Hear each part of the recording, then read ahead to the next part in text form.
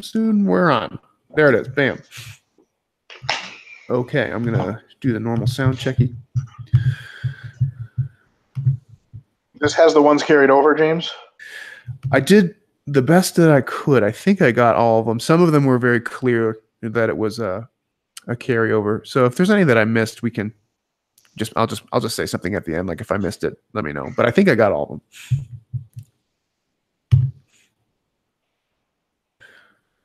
Because I just went back and looked at the list that we had from last time, figured out where we stopped, and then I went into the forum, and that's where I copied and pasted from there. So if I missed, we'll figure it out. All right, sound check looks good. Excuse me. Cool. Man, did you see all the 9/11 posts today? I totally forgot. Yeah, I saw a couple. There were so many. Everybody was posting up about it. Yeah, I guess that makes sense. It is the anniversary. Yeah, what? Well, it's not an even number or something, is it? It's like 17 year anniversary. Yeah. Crazy. I remember I was in high school when that went down. Yep, same here. I was like, what? What is happening? I'm too stupid to understand. Okay, I got questions up. Da-da-da-da. Looks good. Okay, so I'm kind of jelly. So one of my clients has heard me ranting about the belt squat recently, and then Rogue, just not within like a month or two, just released their own version of a belt squat that you can purchase as a standalone or as a tack-on item to a Rogue rack. So this client sent me the confirmation email they received for the Rogue belt squat. I was like, oh man, so jealous. You're gonna have to get yourself one of those, man. I know. But you know, I said to this client too, I was like, we got a guy in Australia who I would, if I'm gonna spend that much money, I'm gonna probably go with him anyway, just from loyalty. Yeah.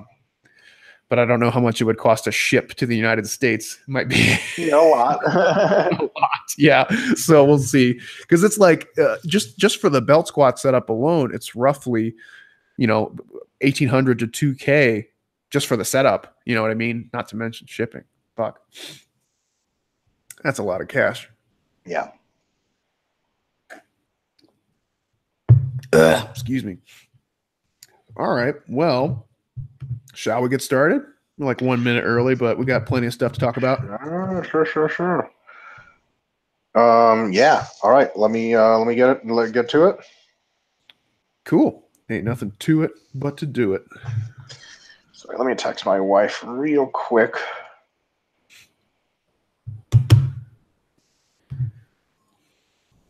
She's texting us right now, as a matter of fact. Yeah.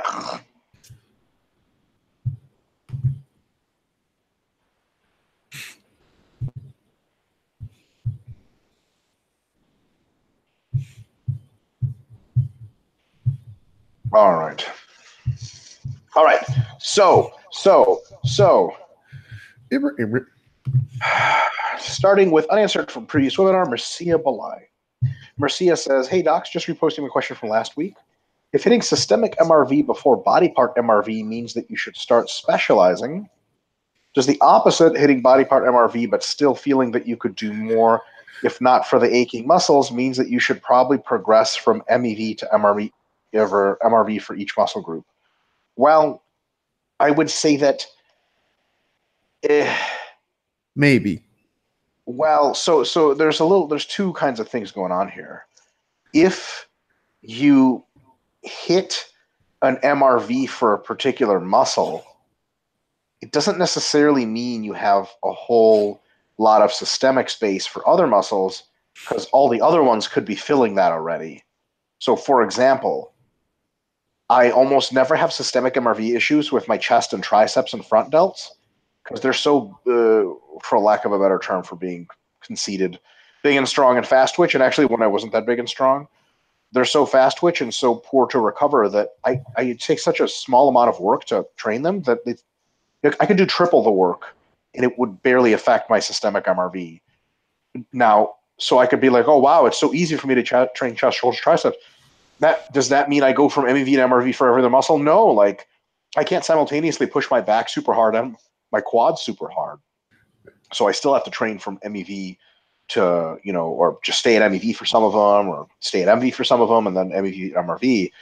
So I think the only thing you can really take away from hitting your MRV at a certain muscle while your systemic is higher is that, well, I'm happy that my systemic isn't keeping me from doing this, and I can continue to train this muscle from MEV to MRV, but it doesn't say much about the grand scheme of games. Yeah, what I was going to say is maybe not. What that would indicate to me is you might have a misallocation of your training where it might be really lopsided to favoring certain muscle groups, right? Where you might just be training your arms more than you realize, right? Where you're like, okay, well, I'm not so tired that I can't stop. I don't have to stop training, but my arms are just fucking spent. I just can't do any more arms. Well, stop training so much arms and put some of the volume somewhere else. That might be the issue. You know what I mean? It sounds kind of stupid, but that would be a scenario as you described in the question. So it might just be lopsided, kind of maybe favoring certain movements or muscles too much. Yeah, but it doesn't have to be, because you could just be hitting MRV locally, and that's fine, and you're doing a good job. You're not staying there too long. You're not going too much, close to MRV too soon, and then it's fine. It's just, to be completely honest, it's actually ideal situation, which is sort of mythical and only occurs for beginners, is to be able to hit all the MRVs locally without even coming close to your systemic MRV. That means you can fully grow every single muscle to its biggest capacity and never have to worry. I mean, the shit is not going to last. So actually, this relates to his next question. Soak it in. Yep. Is it possible for systemic MRV to go up so much that you can return to full body emphasis hypertrophy phases? Actually, yes, but it's only in very specific cases. Here's an example case, and there's not a whole lot of others to talk about. There's a very, very large subset of these cases is accounted for. I'll use the James Hoffman terminology. Super fat guy becomes not fat guy, and then all of a sudden, very scientific, right? You lose 20% body fat. Your MRV is like unbelievable. Like a lot of people who are heavily overweight, they can't barely do sets of 10 in the squat because their lower back cramps, their calves cramp, their lungs are killing them. You lose a shitload of body fat, and your basically your ability of your cardiovascular system to supply the needed nutrients, not just for MRV, but remember, you might even have a work capacity issue and a recovery issue because of this excess body fat and this excess, or it's basically such poor shape. You lose a shitload of body fat and you start really training more consistently, for example, then you could actually get a real good increase in your systemic MRV, and all of a sudden you can really do justice to your whole body. Whereas before, like you can do so for example, like a typical example, like power lifters, when they transition to bodybuilding, if they transition, sometimes they're like, oh my God, how the fuck do you guys train like this? This is insane. I can't recover. But after a couple of months of higher rep training, losing some body fat, they actually get with it and their MRVs go up. The powerlifters are like legendarily low MRVs. Your weightlifters are probably even lower. But doing higher volume training and usually losing a lot of body fat is where you see that. James, have you seen that in any other case other than like recovering from illness or something? Well, actually, our thought process were very, very much related. I was going to say deconditioning, which is very much this is kind of on the same idea as Mike said, like losing a lot of weight from when you're really fat. So same idea. You might have built up like a very, very, very good amount of work capacity from training for 10 years or so. But if you take some significant time off, you will experience deconditioning, and that will go back down, at least temporarily.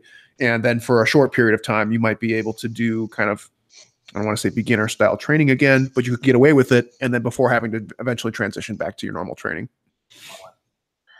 So it'd be more of an acute instance, not a chronic instance. Yeah. Yeah. It's certainly, I put it this way, the landscape of looking into your future and saying, will my systemic MRV probably go up or probably go down? The answer is it'll go up for a long time, but your local MRVs go up, your local MRVs are going to be going down to such an extent, or in other words, I'm phrasing this all wrong. Your systemic MRV will continue to go up, but the overload requirement goes up faster. Yeah. So that you really are in a situation where it's going to start to become really, really hard to actually, train every muscle group Like your local MRVs go up as well, and they go up in some total faster than your systemic. So yeah, your systemic goes up, but the local is going to go up to such a great extent in absolute terms that you're not going to be able to, it's going to be really, really difficult to train all of your muscles all the time, so to speak. Yep, absolutely. Yeah. And a new question for you guys. What is your opinion on anterior posterior loaded exercises for physique? Just read a book by Brett Contreras where he discussed the importance of such exercises for all lifters, but specifically stated that natural lifters seeking physique improvements would greatly benefit from exercises such as heavy hip thrusts. Thanks always for such great answers. I don't know what this has to do with natural. I'm going to just go ahead and say it's nothing to do with natural lifters at all. I think Brett's just speaking to his base of knowledge because he only works with naturals, which is great. Great illustration of just staying within your lane for him. But he could have just said lifters and been just as correct. And I think they're absolutely great. Again, to pair James, demonstration of the needs, do a needs analysis. Do I need bigger glutes for my physique? If yes, fucking hip thrust away, baby. So on and so forth. So yeah, if you need them in your program, absolutely. I do them when I'm training glutes to the MRV, absolutely. If you're a male classic physique guy and big glutes are actually disadvantaged, and you have like pretty big glutes already, Jared Feather, really good example. You don't want to do those exercises because they're going to make your physique even more lopsided than it already is. But if you need them, then you do them. Yeah. And what I like about Brett too is that he's a really good scientist in terms of it. He doesn't get too locked into an ideology. And so I don't know if you guys follow him or not, but he used to be, the glute guy, and he still is. But within the last few years, he's actually recanted a lot of what he has said before about the glute bridge specifically, where before he said it was like the most important thing for sprinters and everyone who's in strength sports and da-da-da-da-da. And now he's gone back and said, yeah, maybe I overstepped my boundaries a little bit. I think it's still a good exercise, but it's probably not going to replace, your main squat, deadlift, or weightlifting movements in most cases. And it's probably a strong supplement to those types of lifts. So, and I agree with what Mike said. If you need bigger glutes, it's a great movement. It's not going to replace your stiff-legged deadlifts or your squatting movements, but if you need a little extra glute volume, bam, it's hard to beat that and those good old donkey kicks, man, for glutes. Oof. Soreness. All right. Now it's time for the Yevgeny Roshai chapter of this webinar, which is a couple pages long. He says, well, hello there. Just finishing a satanic orgy as per Dr. Mike's recommendations. That's true. You did recommend it. Yeah, it's great. I thought it would be a good time to ask some questions. I always feel cleansed after a satanic orgy, ironically. All right, so disemboweled and all that's out of your body now. Yeah, you literally have been cleansed. Yeah, with my soul also gone. So, number one, James, this is right up your alley. Protein bars, fiber, and sleep quality. James is an expert in all three of those things. I don't know about that. Specifically about their interaction, actually. James, you literally, come on, dog, you told me you had this problem. Anyway. Yeah, I see where you're going. Yep. I very much love protein bars. However, I recently came to a conclusion the bars I purchased from MyProtein make me fart up a storm, and if more than 2 are eaten at once, Pukano is imminent. That, however, is not unusual, and some people are more sensitive to fiber than others. However, for me personally, sucks is most of the fact that my sleep quality for some reason suffers profoundly even from one protein bar. My dreams get quite vivid, which is awesome, but I wake up in the morning super groggy, and during the first part of the day, I feel like shit. Well, that's not good. Not to mention, my wife tells me in the morning that I'm an asshole for farting all night long. And this is RP Plus, folks. Welcome. Yes. This is your first day. First time. Hello.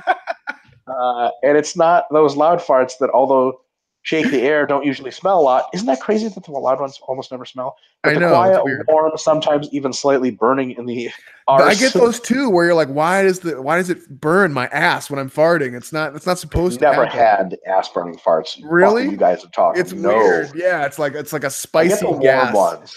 I get the warm ones, and I'm like, if I can feel the warmth and it doesn't make a sound, I'm like, Crystal, run. Just start running now. Forget about me. Take the kids. We don't even have kids. Take them anyway. Mel will run. She has literally leapt out of bed before. Yeah. Oh yeah. Oh. No, it's bad news. And the ones that are foul as fuck. When I was more into alternative medicine and other hippy dippy BS like Bulletproof Coffee, I remember a period when resistant starch was all the rave, and unless you were eating multiple up to 8 tablespoons of potato starch a day, no matter how little carbs you ate, no matter how paleo you were still very fucked because the microbiome, do you guys know someone who had similar decline in sleep quality from protein bars? James, you know anyone like that? Yes, I had a very similar experience. Absolutely. You know what? For me too, I've narrowed it down. It wasn't necessarily just the protein bars, but it was because I was having like Quest bars or other like high fiber, knockoff version of Quest bars. And what I have found for me was having a lot of fiber late in the day caused a ton of GI distress and sleep disruptions at night. So for me, it wasn't just the protein bar itself. It was the combination of like a high protein meal, which is a given, but then having like a lot of, even if I had like a lot of vegetables, if Mel made me like a stir fry or something, I would be waking up having GI pain and I might have to go to the bathroom a couple times, so what I have found for me was to like do my fiber in my earlier meals throughout the day. And then kind of after about 6 p.m., I really try to keep it lower because I have the same problem, not necessarily the vivid dreams, but definitely the GI distress and decline in sleep quality. So for me, it's kind of sucks because most people tend to get more hunger cravings at night. And so we would generally push them to have lots of vegetables and fiber at those times to keep them full. But if you are in this position like you and I, Evgeny, this would be one of those times where you might actually taper down some of that stuff. And that has helped me a lot. And I don't have quite as much sleep disturbances now that I've been cutting my vegetables at night a little bit more. Yeah, real good advice. Number 2, considering that at some point in the future, Dr. Mike is going to weigh something like 60 to 70 kilograms, we can finally beat him up with minimal detriment to one's health. Yeah, I've seen it before. You will see it again. Probably too early to fantasize about that. Well, I will have trained in jiu-jitsu then for about 15 years, so I welcome you to try to beat my ass up at that point. You'll look like Josh at that point. Yes, and if I perform anything like Josh, you motherfuckers better run 50 different directions. That's true. Anyways, what are your thoughts on the concept of anti-aging, particularly hormone replacement therapy? Pros, cons of 2 scenarios. A, you train while you're young, you accumulate muscular and cardiovascular reserves, so to speak. You do your best to be active, eat well, and train. You still experience a decline in muscle mass, performance, etc. E.g., you embrace the aging as it comes. Versus B, you do all that mentioned in the scenario A, and through hormone replacement therapy, you keep your hormones in the ranges they were during your prime years. I understand that neither is superior to one another, but there are trade-offs. But if I would like to hear your thoughts, especially from the perspective of mortality versus morbidity. Yeah, this one's actually super easy. Hormone replacement therapy to keep your hormones in the normal per age ranges does not result in a very noticeable impact on longevity, but can actually improve longevity a little bit. So if you have like very, very low testosterone and you take a supplemental testosterone to keep it in the normal range for your age, you're totally fine. Then it actually can boost longevity by a little bit. It's really not a big deal. Now, what supplemental hormones do is improve your quality of life, or in other words, decrease your morbidity considerably. And if you do high-end, sort of top-range hormone replacement therapy on the high therapeutic end, you actually probably increase your mortality just a smidge, but you radically elevate your quality of life. That's where the trade-off is. But generally speaking, keeping hormones in normal ranges as you age is probably a pretty decent recommendation for most people. The thing is, most people don't have to because their hormones are just fine as they get older. But if you're an edge case and your testosterone, estrogen, your female estrogen and testosterone, if you're male, get really, really out of range, getting them at least somewhere in the range is almost always a good idea. James? Yeah, so I've never heard a man complain about getting TRT outside of getting the injections itself, but never complained about the process of getting TRT. It almost exclusively seems positive. And with women, it usually is kind of, they start looking at hormone replacement therapy when they become, menopausal age, and they sometimes can get wild emotional mood swings and things that make them feel a little crazy at times. And so same idea there. Never heard anyone complain about going on hormone replacement therapy, menopause age, post-menopause age. It only seems to be positive, and it is constantly corroborated with anecdote. So I don't really have much to add, at least from a physiological basis, but from my experience in dealing with people, everyone seems to, after age 40, 50, going on hormone replacement therapy does seem to enhance quality of life substantially. So seems cool. Seems like a good idea. Yeah. Number 3, different phases of and skin health. I can tell you right now, this is going to be a real short answer. Oh, So much as I love puberty and all that comes with it. Anytime I start massing, usually in the first 2 or 3 weeks, gets better in the 4th week, probably related to higher carb protein intake, insulin, and net positive calorie balance. Start cutting no more than 1 to 2 weeks, maybe because adipose tissue stress liberation. And during Jesus. maintenance, usually the first 2 weeks, probably because fat goes up. This one I'm also not sure. I get much more pimples than usually. And fuck, I'm 30. But I guess age doesn't matter. Regardless of regular skin hygiene aside, is there anything proactive one can do to minimize this? I have no fucking clue. I wear my pimples as a badge of honor of being a fucking adult male. Like my back hair and my pimples, I value a lot. I was James? actually put on Accutane, which they don't put people on anymore. I don't Probably believe for it's good actually reason. approved for use in the United States anymore. Yeah. So I was when I was in middle school, right before high school, I did Accutane, and that has like cleared my acne for life. So even for me, like getting a pimple occasionally is kind of an exciting moment. I'm like, oh damn, I got a pimple. Hello, friend. Yeah, it's kind of weird. And I think I've had some kind of mysterious GI issues in the past that have gone unresolved, and I think that was one. I think it's related to that. Outside of that, I don't know. I think that's a good question for a dermatologist at that point. Some of the acne stuff they have nowadays seems like it's out of this world. Have you seen the like laser mask thing? That seems really cool. What? There's no, I'm not making that. You wear like a Doctor Doom mask that zaps you with like light rays, and it Awesome. helps clear your acne. Dude, I'm not even making this shit up. Watch MTV for like 15 minutes, and you'll see more things relating to acne than you can even imagine. Yeah, exactly. I was human like you once. Like, oh, And fuck. it's, dude, and the commercials are amazing. So you have this like 14-year-old girl with a fucking like Doctor Doom mask on, and she's texting her friends like, "I'm fighting acne." You're like, who is this targeted towards? This is funny for me. Yeah, I'm sorry, Evgeny. I wish we had better advice for you. Yeah, see your derm. Yeah, we're experts on a lot of things. Oh wait, I said that wrong. We're experts on like 2 things. This is not one of them. Yeah, not one of them. Diet and training, folks. Diet training, recovery. There you go. 3. All right. Number 4. Once no list of questions is complete without the you know what related question. Please don't hate me. This was mostly discussed on one of the previous Q&As, but I couldn't find it. So mini cut, would there be any rationale using a different set of exercises than those used during the massing cycle? Not totally new exercises, but one that has experience with, but I didn't do during the recent massing phases. My thoughts were along the lines of doing something different would, in addition to general resensitization, also lower the MEV for the exercise when I'm stepping away from the duration of the mini cut. However, for some reason, I have a feeling this is unnecessary hassle and lower MEV to a degree would be canceled out by one's need to once again adapt neurologically to movement pattern from the standpoint of exercise thoughts. I think your last point is really, really good. It's not worth the hassle because of the adaptation. I'll tell you another reason it's not worth the hassle. When you transition from mass to mini cut, you have to go back to so basically what's very technically maintenance volume training, but it's basically MEV because it's in a deficit. And those numbers, remember, to begin with, those numbers are always sort of fungible. They change over time. So you have an estimation task there that is, it's a thing. Like you got to estimate it, and you're going to be wrong a little bit and have to adjust over the weeks. Remember, the mini cut's like 4 weeks, right? So you don't have a lot of adjustment to play with.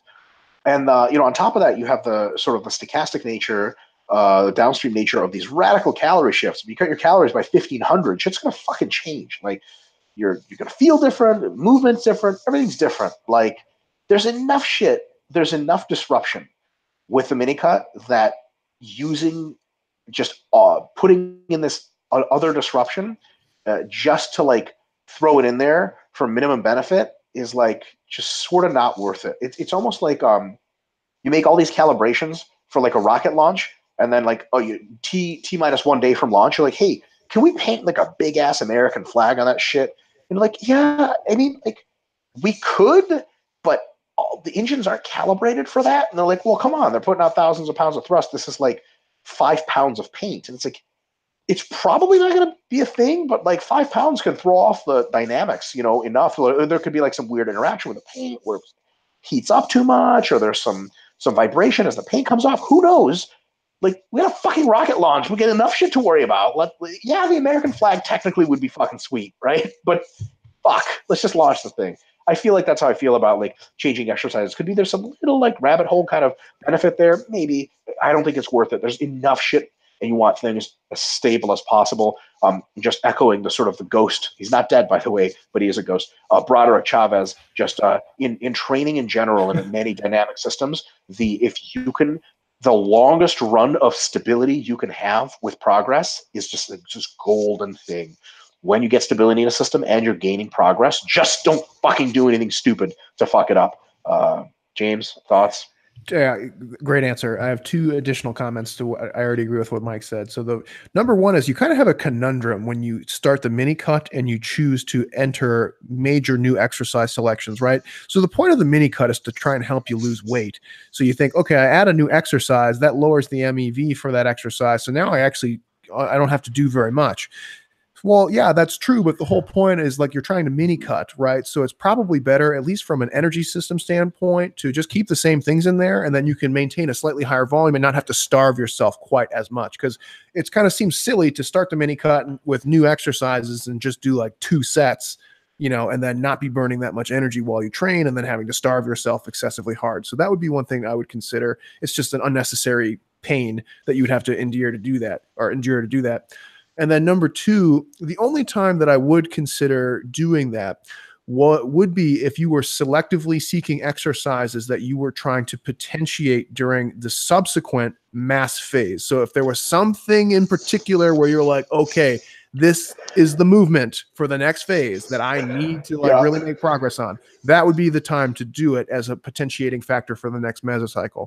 Outside of that, there's a lot of other negatives and constraints that go with doing that. So it would be very selective and strategic to do that. Yeah. And even the latter thing, the potentiation thing, or the starting the new movement to get good at it through the mass, you might as well just wait for your mass, dude. It's just a couple weeks away. And also there's just exactly less can go wrong during a mass. You got more wiggle room. You got, you're going to be eating your mass calories. Or here's like a little bit of a ridiculous example, but stuff like this happens. Let's say that you're doing a machine-supported row, and you start it during your mini cut, and it feels great. The contraction feels great. Your bracing feels great, and you're like, "Oh my god, I'm going to use this during my mass." You get to your mass, and you're eating so much food that the chest support makes you want to throw up, and after 10 reps, you can't go on. You're like, right? So you're like, "God damn it!" And then you switch to bent rows with a cambered bar, and it actually works super well because your gut's not up against anything. And you're like, "Man, why the fuck did I test an exercise in a pretty different set of conditions and think it was going to apply?" Now it almost always will, but why not just fucking save it for the mass phase? Simplify the shit. Yeah, I agree. It would only be like I think the only situation would be like pursuing crazy lifetime post mass PRs and like with a momentum sled of 4 months. That would be the only scenario. Yep. All right. Similar to previous, question number 5. Would there be any rationale to start doing a certain set of exercises on a maintenance phase to create momentum into the future hypertrophy phases by the time one gets to massing? Neurological movement pattern adaptation phase out of the way, and one can focus on getting the volume. And yes, absolutely. I think James just answered that. Totally, yes. Totally. And maintenance makes a ton of sense. Because maintenance is easy. On a mini cut, you got some mini cut shit to handle. I would just focus on that. Yeah, totally. Number 6. So sometime in the past, I asked a question regarding doing isolation exercises for hamstrings first, then moving on to compound exercises later so that the lower back can remain fresh and not the hamstrings. Limiting factor. Dr. James did that Q&A, and his answer was all along lines of that, and such an approach can be somewhat viable strategy for very advanced lifters whose lower back and or other posterior chain muscles are a limiting factor, but as general bread and butter training, you're probably not as effective. Dr. Mike, your thoughts, please. Same as James. Also, could you please talk about other muscle groups where such a pre-fatiguing strategy is a good idea and for which it probably isn't worth it? So you kind of know if pre-fatiguing is a good idea because you can feel the lactic acid and the form degradation that results from other muscles you're not targeting being the ones that fuck you over in the exercise, and you're just not pushing the muscles that you need to push. So it's kind of like you'll know better than anything we can tell you here because you're like, okay, bent over rows. I don't feel shit in my lats. I just end up starting to round over. This is a problem. Definitely a problem. So keep deadlifting, keep doing stuff like those, keep doing good mornings, get your lower back stronger. But in the meantime, maybe much of your back training should be chest supported, dumbbell stuff, so on and so forth. That's kind of how you know. Is there a category of muscles for which pre-fatiguing doesn't seem to work super well? I would say for hamstrings actually is a pretty good one, because most of the time hamstrings are so fast twitch that the fatigue isn't really what gets them their best growth. It's just getting progressively stronger. And very few people have a limitation at their lower back for hamstring stuff. So I think that mostly hamstrings are just, I've never pre-fatigued my hamstrings. I've never programmed it for anyone. And I've worked with some really high level, super strong people. Quads, great candidate. Chest, great candidate. Hamstrings, not so much. Back, not really. Because with back, the isolation movements are really like, they're basically no good isolation movements for back, except for like maybe one front pullover or something. But even then, I think just getting right into it is a better idea, James. So what I would add to what Mike said is, for me, the pre-fatigue question really comes down to like the absolute load of the movement that you're doing. Are you using a movement which is so heavy, and maybe not comparatively, maybe not to like compared to a deadlift, but like even for like a bench press, are you using bench press weights now where the absolute load is so heavy that it tends to flare up issues for you, right? Where you might get more wrist pain or elbow tendonitis or risk for injury of muscles. That is when pre-fatigue probably becomes a more viable option. So it might not be one of those things where you look at it on like a per muscle basis. I think the absolute load and the proclivity for reoccurring injuries and things like that is really what's going to be most related to that. Yeah. And also axial fatigue and systemic fatigue. Absolutely. So like, okay, I know like I can bench, 315 for sets of 10, but when I do, my elbows are fucked for weeks, right? Okay, then you say, well, maybe I should think about doing some pre-fatigue, maybe move it down to like the mid twos, and I can sustain that type of training versus trying to, grind out all this 300 plus pound benching all the time. Yep. Yeah, that's a great point, James. Number 7. So during a recent Q&A, the theoretic concept of intrasession MEV was discussed. So I by no means want to shit on other people's ideas, so I'll just put this out in advance. But what is the practical implication of intrasession MEV for someone who isn't super advanced? And even then, I can't quite understand how this concept dovetails into the grand training plan design. From what I understand, you find your MEV, and the intrasession MEV is the byproduct of general MEV divided by the training frequency. Yeah, you could say that. You could say that unless you have different amount of training on different days. I think that's the most practical way of applying the idea. For sure, yeah. So if MEV is 8 sets and one trains twice a week, yeah, then the intrasession MEV is 4 sets. Technically, doesn't have to be the case. So if you do 3 sets on one day and 5 sets on the other, your MEV could really be like 2 sets per session, but you have to have enough sessions per week or more sets than 2 to get you where you need to go. So, so that's a possibility. And the frequency is 4, then it's 2 sets. And if someone likes the squat every day shit, then, oh, well, I guess it's something like 1 set per session. However, situations concept may not actually be somewhat of use. Also, if total MEV is not even hit, then this concept is somewhat irrelevant because one isn't hypertrophying shit. If I'm missing something, please correct me. Sorry, real quick. So the one correction is that it's not just the number of sessions you're doing divided by the total volume. The total volume divided by the number of sessions. Your MEV per session is your MEV, but it has to be reflected. At some point, you have to do maybe more than your MEV in one of the sessions. So like if your MEV is 2 sets per session, but your MEV per week is 8 sets per week, then you either have to do more than 2 sets per session if you're doing anything less than 4 sessions per week, or you have to do 4 sessions a week. So there's no way getting around that. The reason we brought up the per session thing was someone's like, okay, can I squat every day and just do 1 set of squats 6 days a week and then take a day, like one break, like a day break and keep going? Well, yeah, if your MEV for the week is 6 sets per week, like anything more than that, and you could be squatting more. That's the difference. So your MEV per session could even be 1, but then it could not add up to what you can do per week. Yeah. So to give credit to your question here, it is feasible, absolutely feasible, that there could be some significant day-to-day variation in there. However, kind of what we were suggesting before is that, splitting it up semi-symmetrically is probably the most practical and maybe conservative, but you can't go wrong doing it that way. Whereas, like, can the average Joe prove that it's, this many sets on this day and then different on X, Y, and Z other days? You can't prove it. There's no way of really understanding that. Even if you had advanced laboratory equipment, I don't think that we could prove that definitively. So it's feasible, but difficult to apply. So I think, like, the idea of taking your MEV and divvying it up within the boundaries of frequency that you can tolerate is probably the most reasonable application, and you probably can't go wrong. Per day. Right. Mm-hmm. Exactly. And so some of those might be a little bit off, but the majority of them will be on. That's the idea. Yeah. Here's the thing, another thing to consider. This is where the informal MEV calculations, I think, play a really big role. Are you getting a little bit of some kind of post-exercise, like, doesn't even have to be soreness, discomfort, like any kind of twinge, any kind of like mobility limitation, anything? Or is post-workout the next 24 hours feel like you did nothing?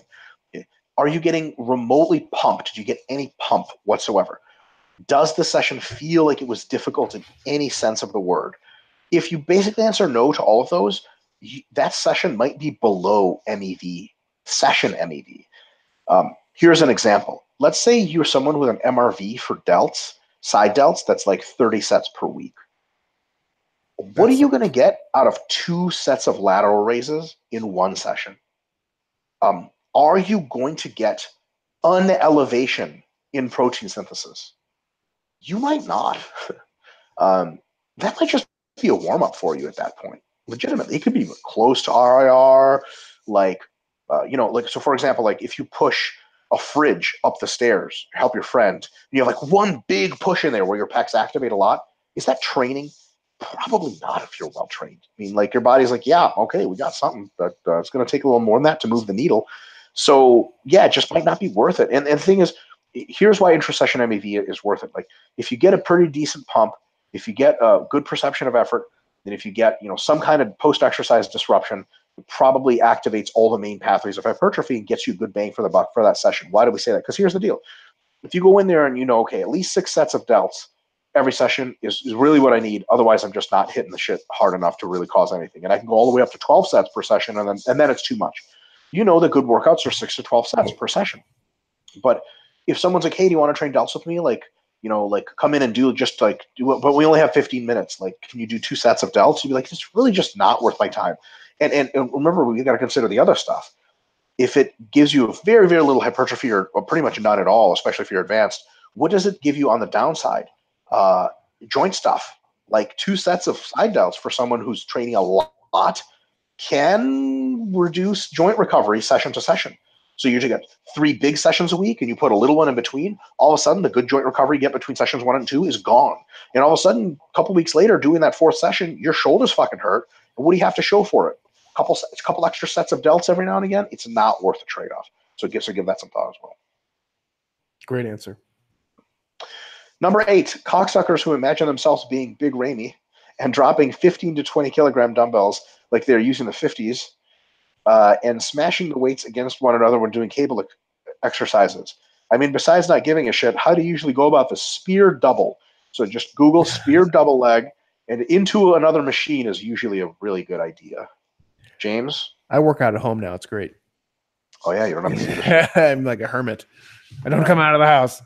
You guys should see. So Jared Feather is one of my training partners now. You should see Jared Feather's facial expressions when people are doing fuckery in the gym. It's like just a true contempt for biological systems.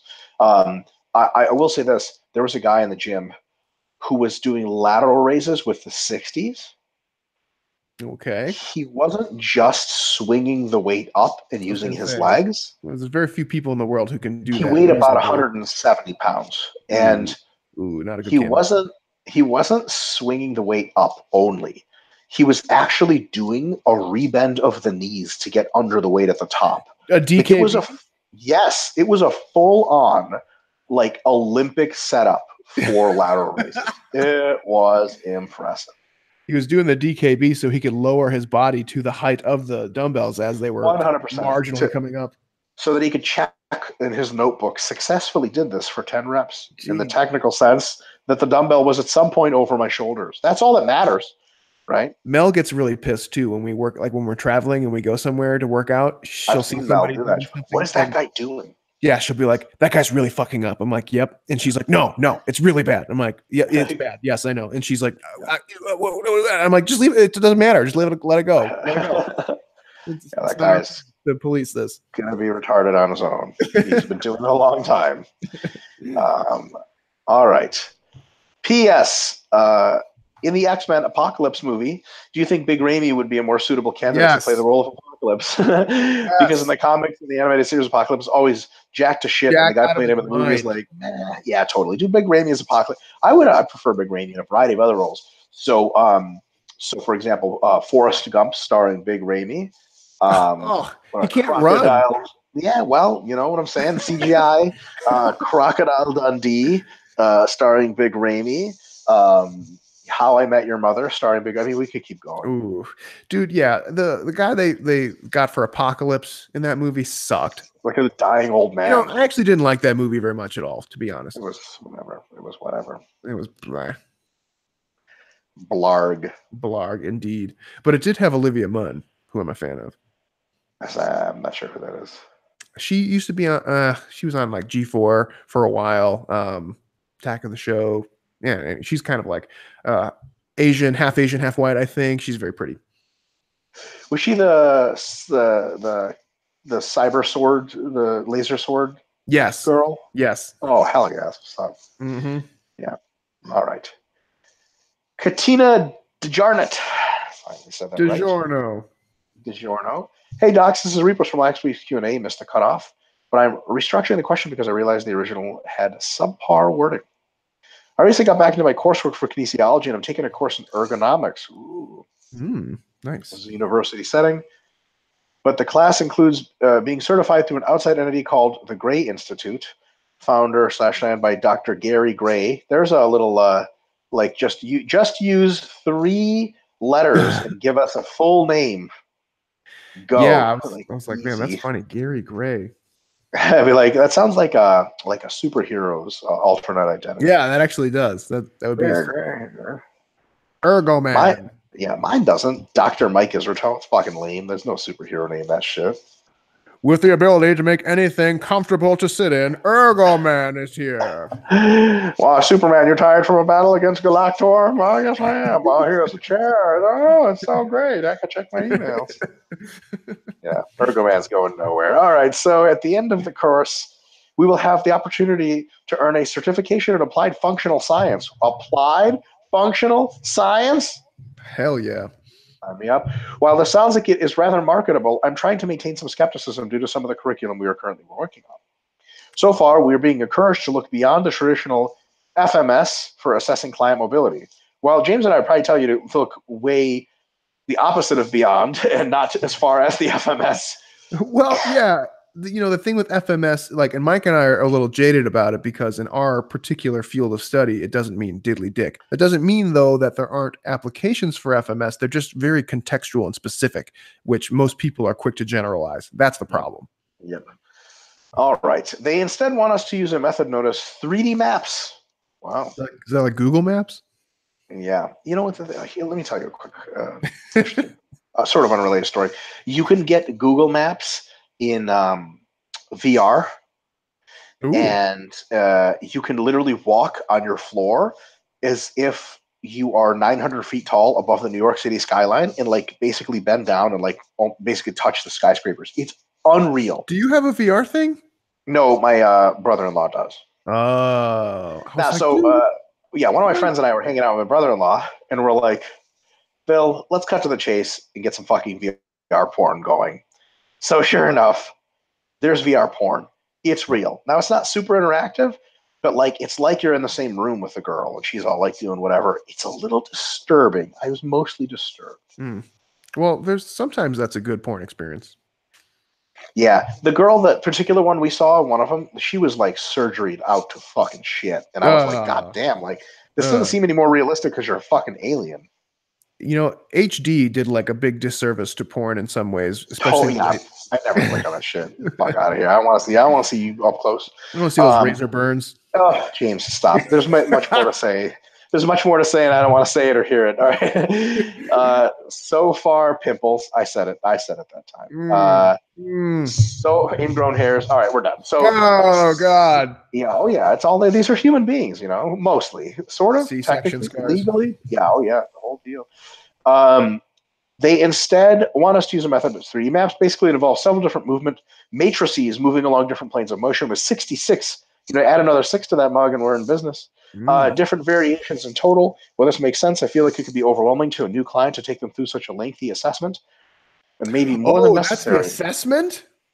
Holy shit! Yeah, I thought those were just options. Yeah, same here. Through a lengthy assessment, and maybe more than necessary. What are your thoughts on going this far in depth when it comes to assessing a client for exercise safety, improving quality of movement, etc.? Well, I would say it's almost certainly not empirically validated. It could be getting at a truth that the internal of that company know that we don't, which is very possible. They could have their own data. They could even be right by guessing. But I tell you, it's definitely a leap. Definitely a leap. And then she says, my skepticism really kicks in when they have made up some words such as e-concentric to reference a group of synergist muscles performing certain movements, the bicep/anterior delts having simultaneous eccentric and concentric motions. Have you heard of this institute before? Anything about the certification? Thank you for any input. I haven't. James, have you? I have not, but let me bring it back to that previous paragraph. So here's the deal: that level of assessment for any individual client is beyond unnecessary. It's ridiculous.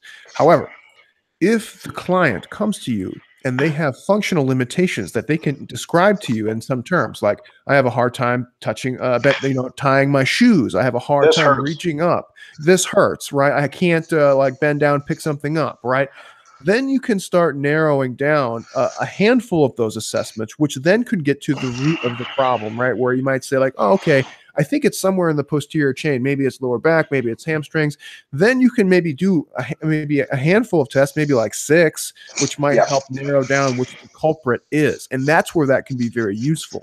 But having everyone do a blanket, dozens of movement screens with no pathology whatsoever is unnecessary. And, Mike and I beat this to death, but this is where you need to have an established needs analysis. Like, does this person need to gain flexibility or mobility? Where is the limitation? If there is none, then why are you making them do this ridiculous FMS assessment? There's no point. It's just waste of your time and their time.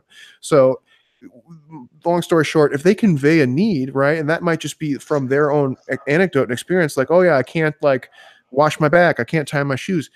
Okay, now we have something to work with. Right now we have a reason. But if you don't have a reason, then there's no need. No way. 100%.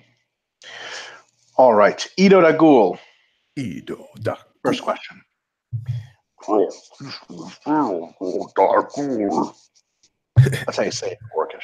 That was good. Thank you. First question. I know that intermediate years is the time to experiment in your training without sacrificing good progress. What are some good ways to go about the process of experimenting in your own training and assessing response? The way I've been doing it is I'll introduce a new variant as a secondary movement and keep it in for at least 2 mesos, 1 and throw away if it ends up being garbage.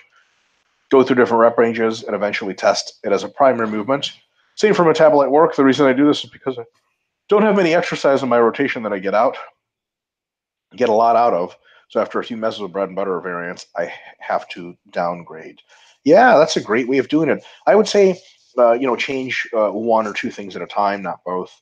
And experiment at the extremes too. Like if you are typically training something at like a 10 to 15 rep range and you switch to like a 12 to 18 rep range, it might not tell you a lot. Just try something at like 24 to 30 rep range and see if it does anything. And if you're like, wow, that actually fucked me in the ass, this is great, like I'm getting great gains, man, you're onto something. And then you can play around with slightly lower rep range, so on and so forth. So I would say that working at a little bit of the extremes is a good way to really figure out which ways the situation points, and then you can come in from there. But if, like, some people are like, they stay in this very, very sort of closed circle or a very small boundary layer of experimentation, and then they go out this way and a little bit this way and a little that way. And you're like, yeah, when you're advanced, yeah, you have to. But when you're intermediate, I would just get out more and then come back in. James? Yeah, I'm actually a really big advocate for this within some reasonable boundaries. You should definitely experiment with your training because you'll always find things every single mesocycle, and something that I very adamantly do with my own training. But yeah, like Mike said, sometimes you have to make a profound change for it to be distinct. And you should limit the number of changes to one or two kind of tangible things. If you try to just rewrite the book every single time, then it's very difficult to track which changes were actually meaningful. So you have a system, you know, kind of what generally seems to work pretty good. And then you just tweak a few things here or there, or try a new exercise, or try that same exercise in a different rep range, or try a slightly different protocol on something that you had been doing. Those are the types of experimentations that you can do, like trying going out to a 5-1 instead of a 4-1, right? Like try different paradigms under strength conditions or hypertrophy conditions. Those are perfect things that you should try out, and they're very, very fruitful in the long run. If you just stay kind of in your box and you're like, well, this made me progress up to this point, I'm only going to do this from now on, that's probably okay for the most part, but it's going to leave out a lot of opportunities for growth and development in other areas. So don't be shy about trying new things. I try something new, even if it ends up being stupid, and then I regret it later. At least I learned, hey, this was stupid, and now I'm not going to use it anymore. So, or at least I don't have to think about it anymore. I know it didn't work. So always try new things. Give me 1 second. Uh-oh.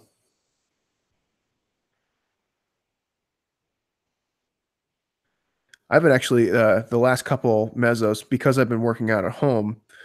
One of the limitations I have is the blessing of being type 2A dominant, where you're strong, but not that strong, and you have a really high work capacity. Great. So for me, squatting, my lower back tends to be the limiting factor on squatting. So I can squat, for like 4 to 5, maybe 6 heavy working sets, and then usually I either have to do a different leg movement, or if I try to push the leg volume with squats, my lower back will eventually give me some trouble. So I've been experimenting with belt squat variations, and I don't have the machine, and I love the machine after I used it, but I've been using it with the regular belt, and I've actually found that I get really fucking sore from standing on something and doing a really deep belt squat. Because of the way it's loaded, for me, I can actually stand really straight up and get really, really gnarly quad work, which is something I don't typically feel as much in a barbell squat.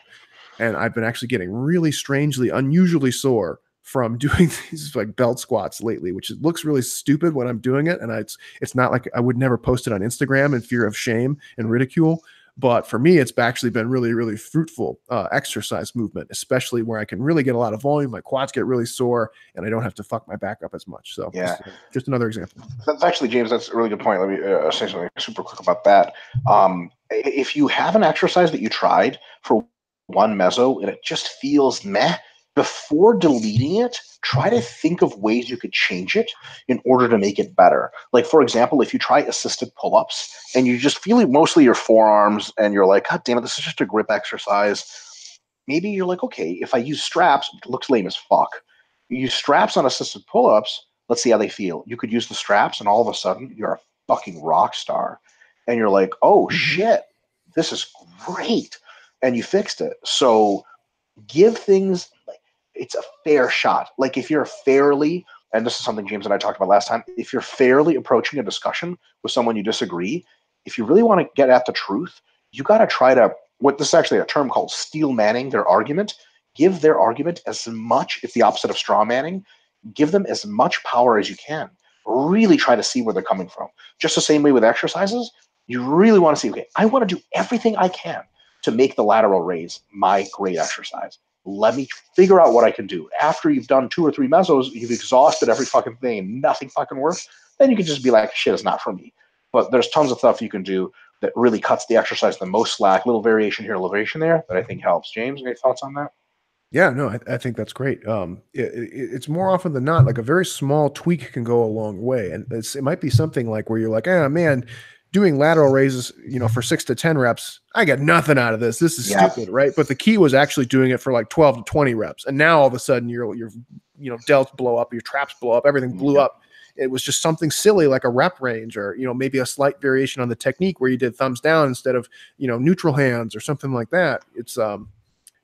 It's worth trying. That's all. That's really all that's worth being saying. So don't be too shy. You always leave a little room for experimentation, because individualization does go a long way. I mean, for a lot of people, it's like we like to laugh and say, like, we like to make fun of people when they're like, so Mike, what foot angle do you use when you're doing knee extensions? Do you keep the foot straight or do you turn it out? Like, yeah, it's such a minute thing, but it turns out like for a lot of people, those minute changes can be make a world of difference, at least in some capacity for whatever they're doing. So it's worth trying and it's worth experimenting. Yeah, absolutely. Number 3, or number 2 in this case, even when training with full body emphasis, there are still programming variables like exercise order that would inevitably cause a slight emphasis de-emphasis effect. Mm-hmm. Do you account for that when the goal is a well-balanced program, or do you low-key emphasize de-emphasize despite a full body focus? You can actually obviate pretty much most emphasis de-emphasis by adjusting on volume and adjusting on the symmetry of your program. So volume, you do 3 sets of bench, 3 sets of flies, and 3 sets of incline press, but then let's say you have to do shoulders as well as chest. You do a total of 12 sets of shoulders instead of 9 sets of chest, but you say, oh, but that's more sets of shoulder higher, so the 12 sets might equal the 9 sets as far as relative impact. So there's the one way, the volume base. And then the symmetry base is Monday, you do mostly bent rows and a bit of pull-ups. Thursday, you do mostly pull-ups and a bit of bent rows. Which ones do you prioritize by exercise order? Well, they're equally prioritized because one day prioritizes one day prioritizes another. Can you obviate all asymmetries like that? No. Or you're still going to be sort of prioritizing one thing over another in any program? Yes, but here's another one. One mesocycle to the next, you could just flip-flop, like sort of a little bit more delts on this one, a little bit more biceps on the next one, a little bit more delts, a little bit more biceps. And you can do that with every body part. So that over the 4 months or 3 or 4 mesos, you really are training MEV to MRV in pretty much everything. And then it's just a wash over time at that point. Yeah. So basically, like, you can, you'll still have a little bit of a very good point. You still have a little bit of unbalancing, but you can wash out almost all of that. All right. Ioseba Ariola. I don't want to say Ariola and then do this. Seems imperfect. I always think of nipples when I see that name. Yeah, I thought you're fucked up. You need help. All right. Hey, I never think of that shit. Hey, docs, I'm trying to find my MEV for chest training. Last week I did 10 total sets on Monday and 7 on Thursday. After the first session, I had a very good pump and was mildly sore for 2 days. Good indicator for MEV. I think 2 days is a bit long. That's a little over your MEV. It wasn't difficult to complete the sets, but I felt like I had trained. Okay, very good. After the second session, though, I did not feel much of a pump. DOMs were inexistent. I barely felt like I had trained. So what can I say as my MEV? 10 sets twice per week, maybe? Should I have repeated exactly the same training session?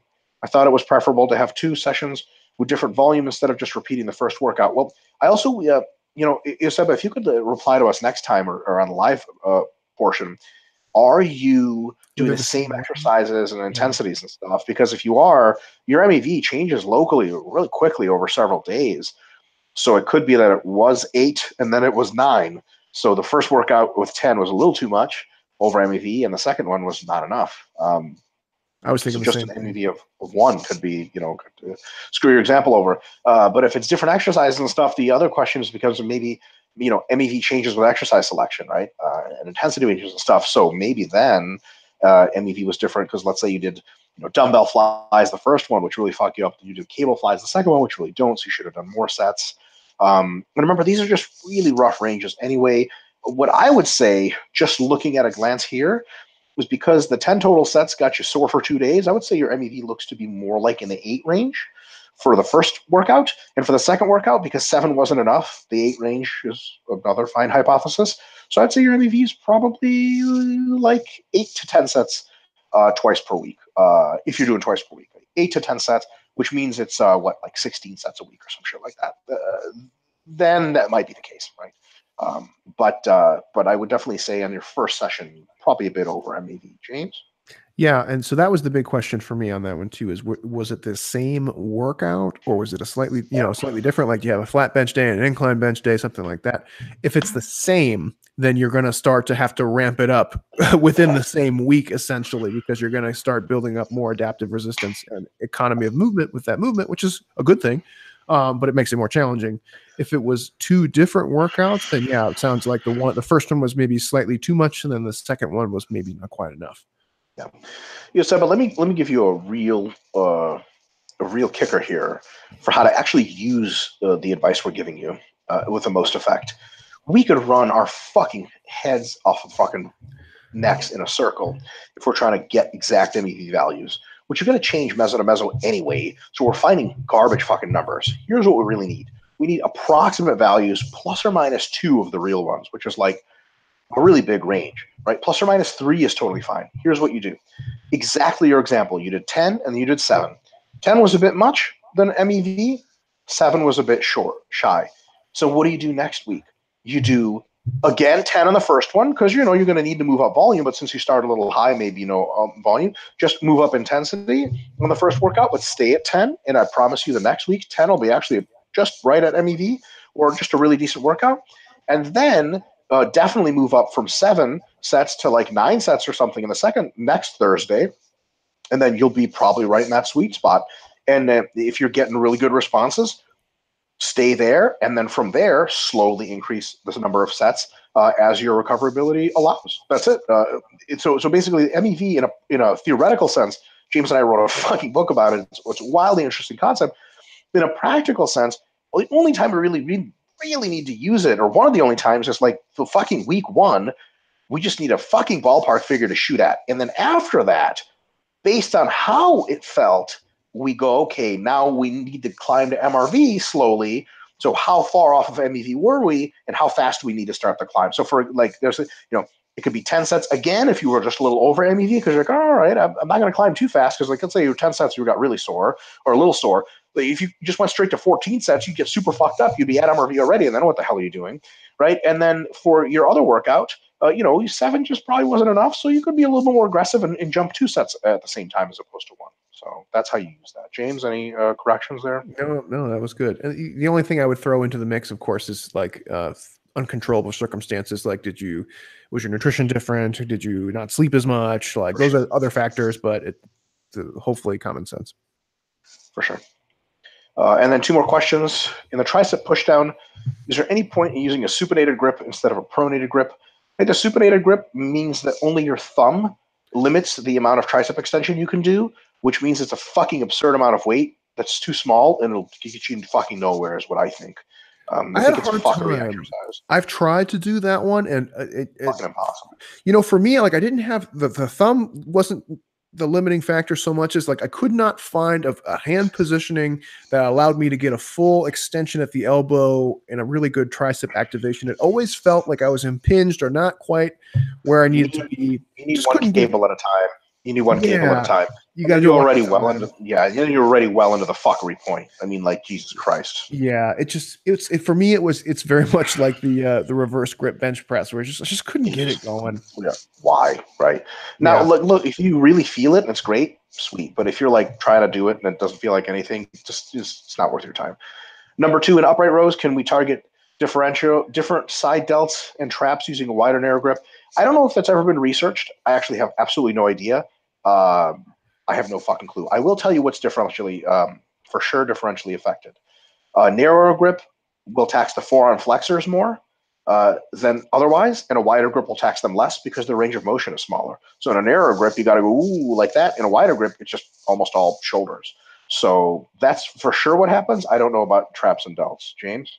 I think it's feasible to accentuate different regions within the same muscle group, but outside of that, does it actually target different fibers or different regions altogether? Man, I don't know.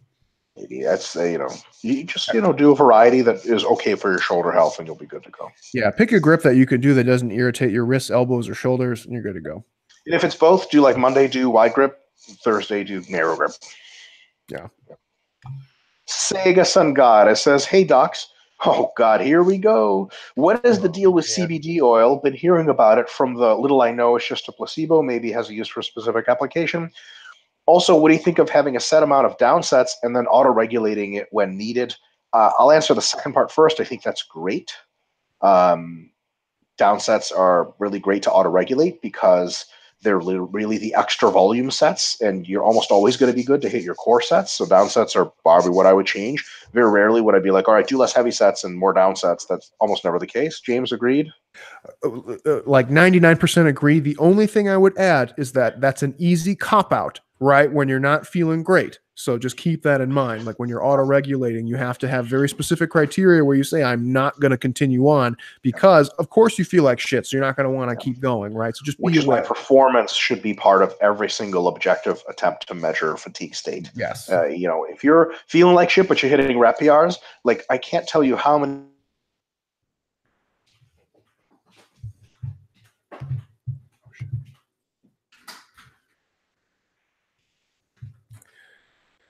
Oh crap, I lost your mic.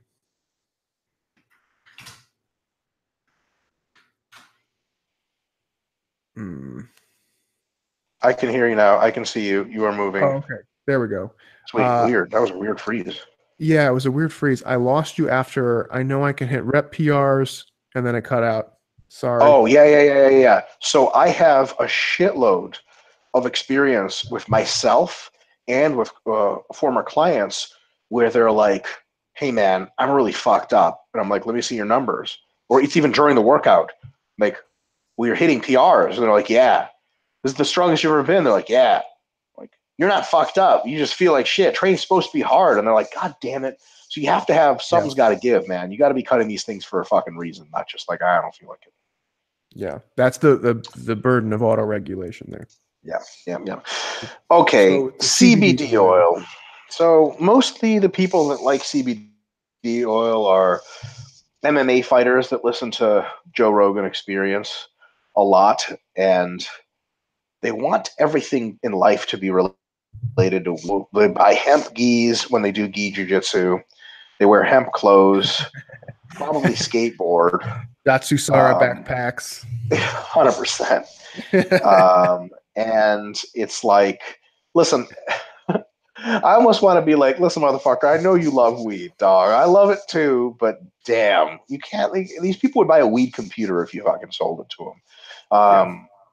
CBD oil has some pretty decent supposition that it can help you relax and get better sleep. Is it a miracle anti-anxiety drug? No. Is it going to solve all the other issues in your life? No. But if you experiment with it and it helps you sleep, I would say using it sparingly for now is just fine to help you go to sleep when you need to and relax. Can you use it chronically? We have no idea. And because it's new, we don't know what's up with it. I wouldn't sort of just carefree use it chronically. We don't have any long-term animal studies to support if it's healthy or not. Who the fuck knows? Yeah, I've been like kind of looking into it because it's been creeping up more and more. And a lot of it you have to just, it's like a topical thing where you rub it into your skin, right? And it's kind of weird. But from what I have gathered, it's exactly as Mike has said. It's an anti-anxiety effect. It does not seem to have any performance-related effects, period. So that's not performance degrading or performance enhancing. It's just not related to performance in any way. What it can help is, like Mike said, help people relax or at the very least reduce anxiety, which could have indirect effects on performance later on. So, maybe if it works for you, if you like it, great. I would say table it for now, give it another year or two. And I'm sure there's probably at least 10 studies in the works at the moment, as these things tend to have a kind of a delayed effect. And then probably by next year, we'll know a lot more about it. Totally. Just approach it reasonably. Just don't start putting CBD in your fucking food all the time and shit like that. Yeah, like it's, you have to be productive at some point. A little bit of anxiety is good for you. You know what I'm saying? Yeah. All right. Leonard Morrison. I feel like either he's like, what's his name? Jim, what's the other guy's name? Jim Morrison's long lost brother.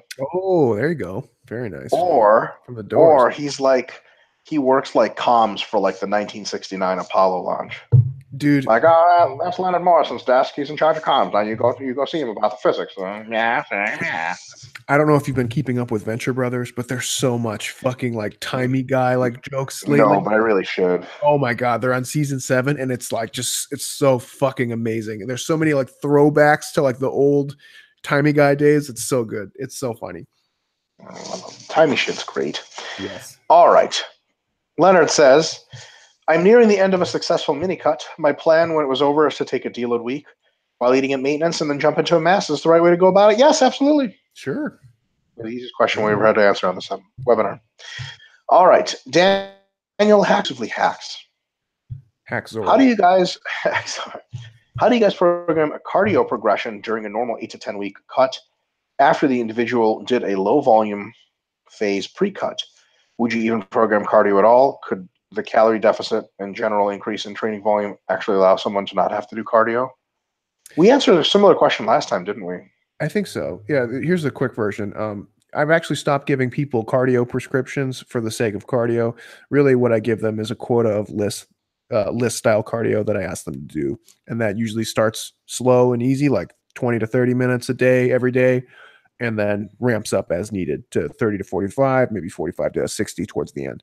That's really it. And a lot of the times, like the just reducing cows and increasing the training volume as they move into a cut is probably sufficient for a lot of people. But if you get two weigh-ins and they're not budging, after that, yeah, it's a good time to start introducing some cardio. Yeah. I'll put it to you another way, Hacker Daniel, is a very, very informal way of looking at it, but I think you can relate to this.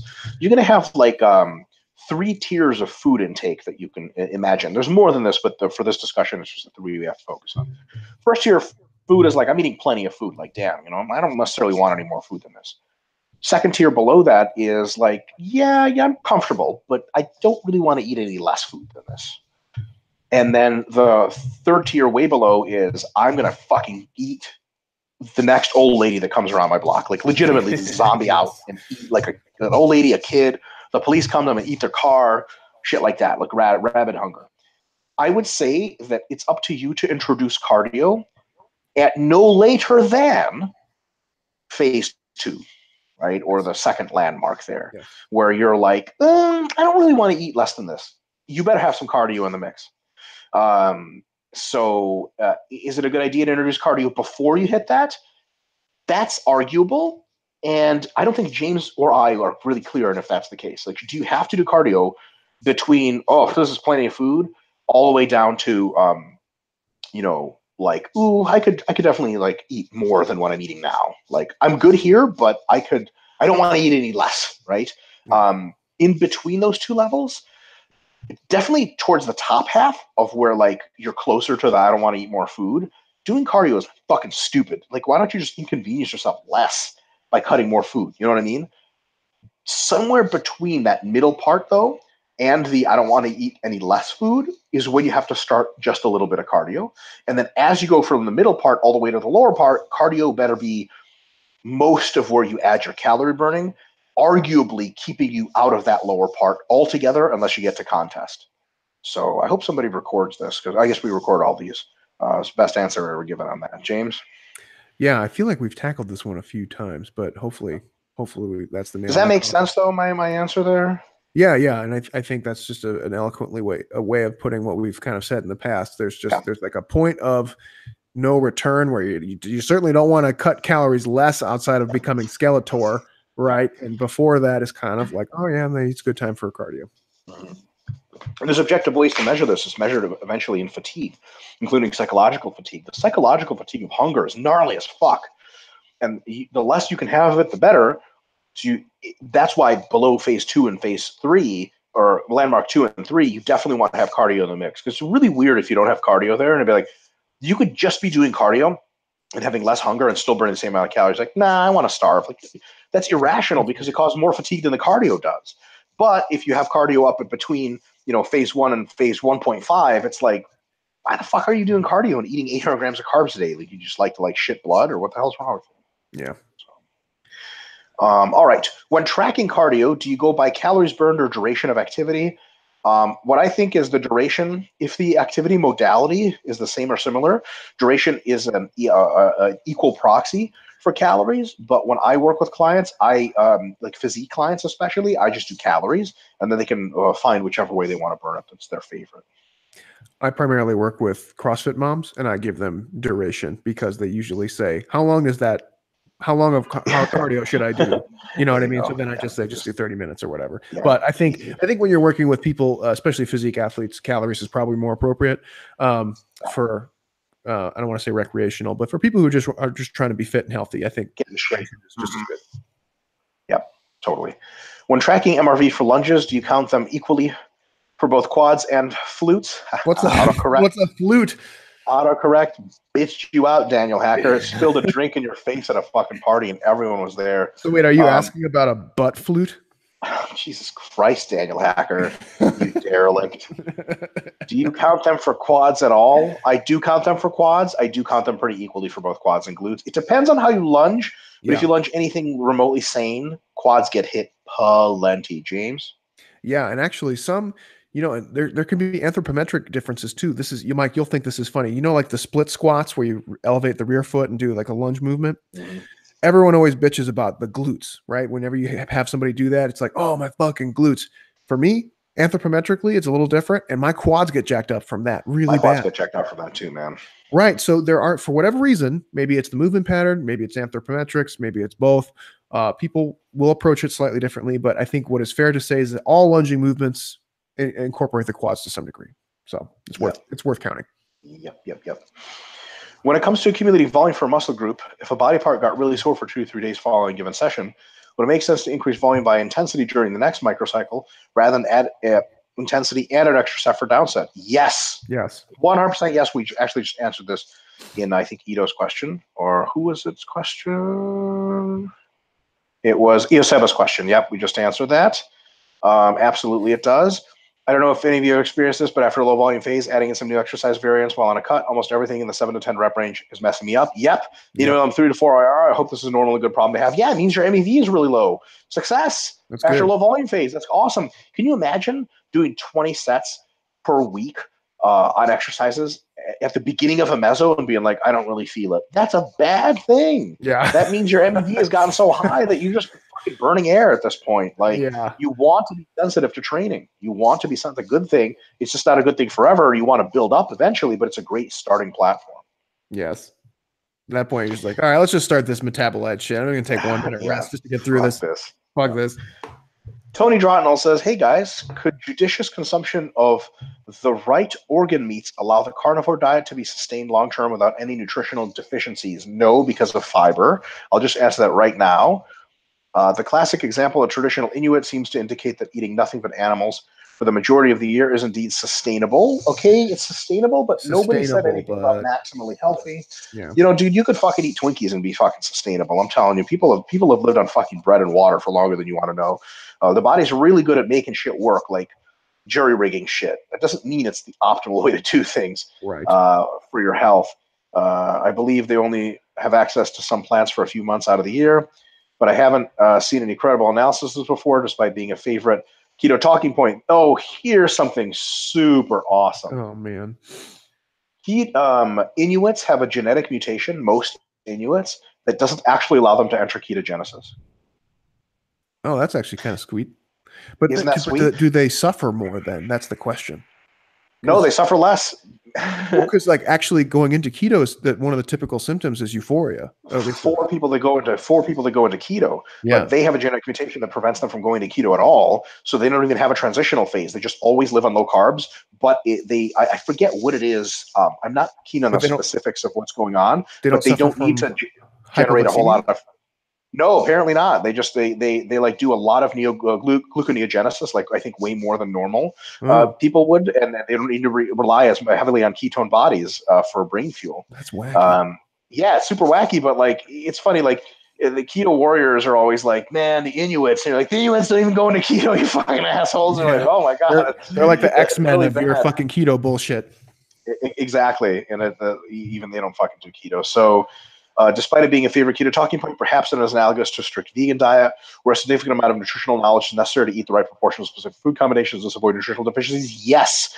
If you wanted to be almost not deficient, you could eat organ meats and the right kinds of animals and the right amounts of animal fat from particular sources and be mostly not nutrient deficient, but you would still be deficient in fiber and probably a couple other nutrients that don't occur in animals nearly as much as in plants.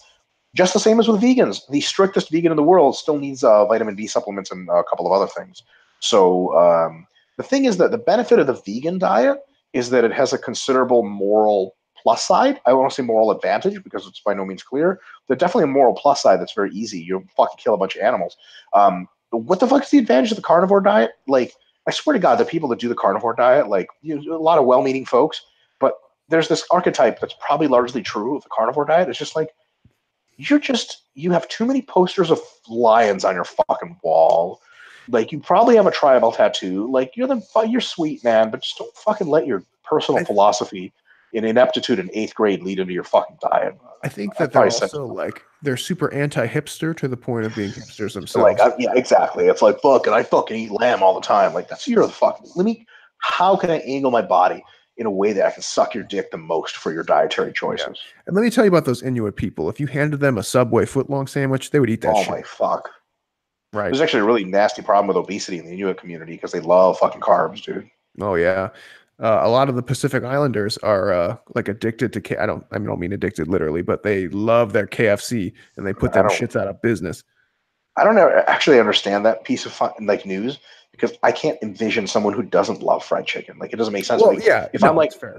No, I know, I'm just fucking around. But like, totally there's true. people like, I don't like fried chicken, and I'm like, you're not a human being. Like, I can understand you not wanting to eat fried chicken because you understand it's like, I'm not in the mood. But we all fucking love fried chicken. Come on. Get out of here. Fuck out of here. All right. Jeff Hohenheim. Yeah. What's going on, Docs? What's up, Jeff? What up, brother? I just bought my plane and seminar tickets to the Juggernaut Training Performance Summit in SoCal. Huh, big mistake, because we're going to punch you in the dick as soon as you land. Bam. Ow. Looking forward to attending this and meeting you guys. You better temper those expectations because we suck in real life. We're not that good. How long do you guys usually stay in those areas when you speak at these types of events? As long as we have to and no longer. James actually will take a private plane, pay for the whole thing in advance, crash it into the seminar location so he doesn't have to, and he gets helicoptered out, like literally like one of those tiny ladders drops out of the helicopter. He goes like this with his top hat. He's like, man, he like grabs one side and like just the Joker's out of the place. That was a poor taste joke on the anniversary of 9/11. Oh, fuck. Thanks, James, for reminding me of that, you piece of shit. I actually live in SoCal, so I live here. So I'll be here. Yeah, you just come stay with James. That's an invitation, Jeff, to stay at James's place. That was not an invitation. His bed. Get the fuck out of here, Jeff. Yeah. I'm just kidding. Yeah, I'll be there just because, we got busy lives and stuff. Are you going to stay with Mel and I are you going to come over here, or what are you doing? I've not actually broached that subject. I don't even know if my wife's joining me. I don't know anything, James. I don't think on those time horizons. Well, you're invited. Let's just put that out there. Oh, thanks so much, man. Your cat and I have a little bit of misunderstanding. I don't know if I'm ready to enter the Lozbecki borders. Is there a visa control? Well, after the Libertarian Party took over, yes, they're a little more strict on these things. Only in Uzbekistan would the Libertarian Party be less freedom inclined. Like, yeah, it's backwards, Surprise! The Libertarian Party. My God. All right. My main question is about tracking food when massing. I'm currently in prep, only 2.5 more weeks, and when I am done with this prep, I imagine I'll be somewhat sick of tracking and weighing every little piece of food I eat. How do you guys usually go about tracking and weighing, and tracking food when massing? I believe that weighing out all of your food should be something you deload from, just like you deload from training, at least for psychological reasons. Thanks, guys. Jeff, I totally agree with you. I would give the first 4 to 6 weeks of your post-show period the same diligence or similar diligence to tracking that you do now. Eat mostly clean foods and slowly build up the food volume, and watch your macros carefully so that you don't blown up in a fucking balloon animal after your show. After 4 to 6 weeks, you'll feel way better. You'll be way less cravey, and you can slowly loosen up the controls until your first maintenance phase after the show. You fucking barely track it all, and you just go by feel. But it's not the release right away, because that'll just make you a fat piece of shit, James. Yeah, absolutely. And so, like, especially if you're going to go big, if you're going to let loose a little bit during mass, which a lot of people do, like, if you're trying to be the best bodybuilder in the world, you don't necessarily want to let loose, but a lot of people take advantage of the mass phase for the psychological relief and just to have fun and enjoy. So I think what Mike said is absolutely true. And then at some point you can start looking at your kind of planned macros as just minimums, right? Where you just say, like, as long as I don't go below these numbers, I'm good. And if that helps relieve some of the psychological stress of tracking, where like, okay, if I eat this Costco muffin, it's certainly not less than 45 grams of carbs, so I'm good to go if I eat this. You know what I mean? Something like that, where you're not necessarily meticulously weighing everything, and you're just not going below your mins. Good to go. You are more susceptible to going too much at that point. That is a trade-off. So what you gain is psychological relief in the form of not being quite as meticulous. The con is the potential to overdo it and gain more fat at the same time. So there's a trade-off there. Yeah. that you just have to be aware of. Ease into it is what I would say. And then you can make the trade-off when you're more sane. Don't make that trade-off a week post-show because you'll just eat pizza. You'll just get an idea of pizza or something. Exactly. Martin Kumaru says, hello, docs. Is it okay to up the weight on the male physique templates mid-meso? Yes. Sure. I'm still very much a beginner, about 1.5 years of lifting, and I find myself progressing on some exercises in the first 3 weeks instead of just in the first. So what I used to be able to do with 9 reps, I can do 13 to 14 after 3 weeks. Holy shit, is it okay to up the weight? Absolutely, it is. Yeah, totally. I like the underhand grip the most when doing barbell bent rows, but the video example of the template has an overhand grip. However, the easy bar row is with an underhand grip. The only difference I can think of is that the underhand grip uses the bicep motors or anything else. Not really, dude. If you have comfortable with a fucking grip, you just go for it. You don't need the fucking video. Yeah, we just, that was just a video preference that we like to just demonstrate the underhand easy bar row. I mean, you can do it with the barbell. It doesn't matter. Both are good. Yep. Is it possible to forget strength, so to speak? I had to lower the weight on my squat because I ignored my knees caving in, so I could continue to put weight back on the bar, of course. That bit in the ass, and that bit me in the ass, still went below parallel, and they were caving in, though. Knees started hurting. Sorry, let me finish real quick. Yeah. Knees started hurting, lowered the weight until the form was perfect, and continued. That ended up meaning my squat went from 15 kilos to working sets of 70 kilos. It's rising again with good form, about 92.5 now for sets of 8 after 4 months. But I can't do a ton of reps like I'm supposed to. I always stop at technical failure, which of course meant doing less reps to begin with improving form. Now I can barely get 6 reps at 95 kilos. Essentially, my actual failure is a lot closer to technical failure than it used to be. 95 kilos used to be what I did for 12 to 15 reps. Is it possible that since I have not lifted heavy for weights for a while, I have built my strength back up again, even though I have yet to build my strength back up again, even though I have the same muscle mass? I think it's very difficult to give us for us to give an answer here because it's the confounder of technique.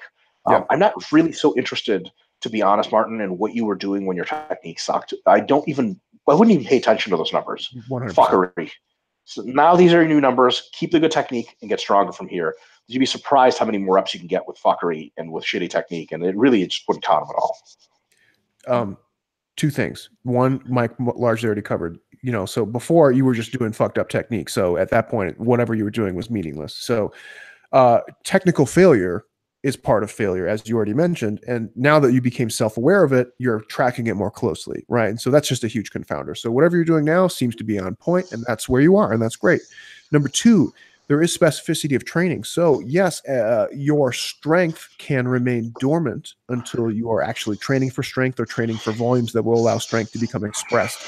That is something that does happen. So if you are chronically doing crazy high volume training, you will not be able to express your maximal or even close to maximal strength as well as if you were doing maximal strength training. So no surprise when you transition to like the resensitization phase, which is more similar to a strength phase, you will notice a larger sway in your strength abilities. And that is because that your dormant strength, which you have maintained over time, is now able to express as a result of the low volume and high intensity training that you're doing. So it's not so much that you forgot the strength, it's that it was there, it's dormant, it is not able to express under the conditions in which you are training currently.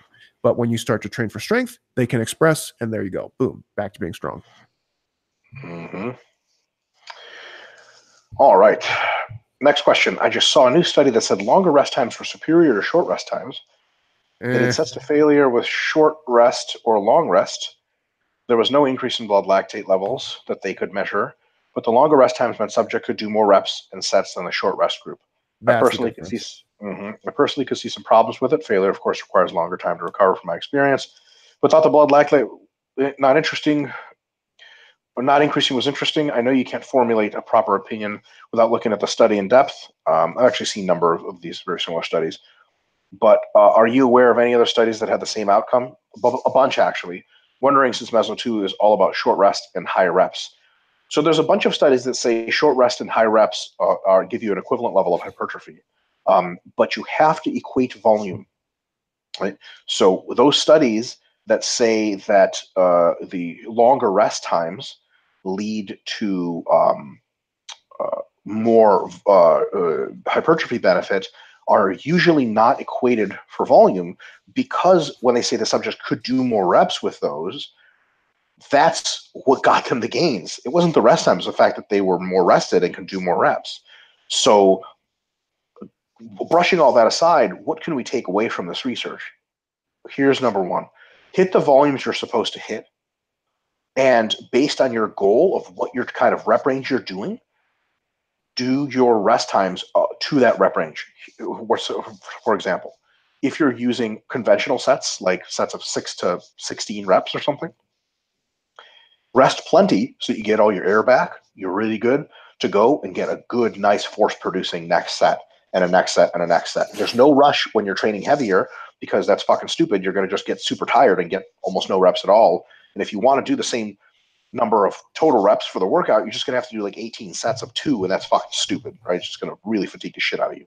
So take your nice rest that you need. If you are training for metabolite, right, super high rep close to failure, then in order to get those blood lactate levels up, you should be resting less, but it's for a purpose. The reason these studies are really good is when people say shit like you'll do a set of 10 and you'll be resting in the rack and like checking your text, and some guy's like, hey man, you're doing like growth training, you're trying to get big, and you're like, yeah. He's like, you should fucking do like less rest, it helps. You just gotta be like, get the fuck out of my face, right? Like, I'm doing this training, sets of 10, I'm getting tons of heavy sets of 10 in, this is how you fucking grow. But he's got a point. If you're doing metabolite stuff, then the short rest become a really, really big benefit. So it depends on what you're going for. Conventional training, absolutely, take plenty of rest. But when it's metabolite stuff, then you got to take shorter rest. James? That's it. That's really it. The big confounder there is the volume. Yep. All right. Do you mind if I have to pee really bad? Do you mind if I run out real quick? Sure. Do you mind if I take a question while you're gone? Not at all. Okay. BRB. Hit it. Ross O'Donnell, I thought it was Rosie O'Donnell for a second. Hey, docs, is there any real way to preferentially target the VMO? From what I understand, due to the muscle insertion points lack of its own nerve supply, trying to isolate the VMO is a complete waste of time. What is your take, and what have you found to be the best exercise variation and place more emphasis on growing the VMO? Thanks. Ross, to be completely fucking honest, I've never tried to grow the VMO. I don't know why the fuck ever, because the VMO it's actually by no means clear there is a VMO. It's a vastus medialis, and the VMO is vastus medialis obliquus. It's because the fiber is supposedly oblique, but this is by no means clear they're oblique in all individuals, and there's medial fibers that aren't even oblique. So it's that flare outside of your fucking like the flare part of your quads or whatever that people really outside, like that teardrop bullshit. That people really, really want to go for. I've never actually designed my training to go for that, because I want huge fucking quads. I need all the fucking VMs and the fucking rectors. I don't know. So I just train to get stronger on the compound heavy basics and particular isolation moves to get big fucking quads. I've never seen a single fucking physique that I can think off the top of my head. I was like, man, only this VMO is better. He'd be fucking jacked. I can think of a lot more physiques. Vastus lateralis could be improved. You get that quad sweep versus VMO. So no, I don't know. There's almost no research on it to say which exercises are better. So certainly nothing set in stone. So unfortunately, I'm not the right person to ask for. Sorry. One more question this week from Russ O'Donnell. Intense exercise has been correlated with elevated liver enzymes, specifically AST and ALT. However, under these circumstances, this is not due to an inflamed liver, but because these enzymes are also present in other tissues, muscles, kidneys. AST and ALT are enzymes used in metabolic, metabolizing aspartate, glutamate, and alanine in the liver.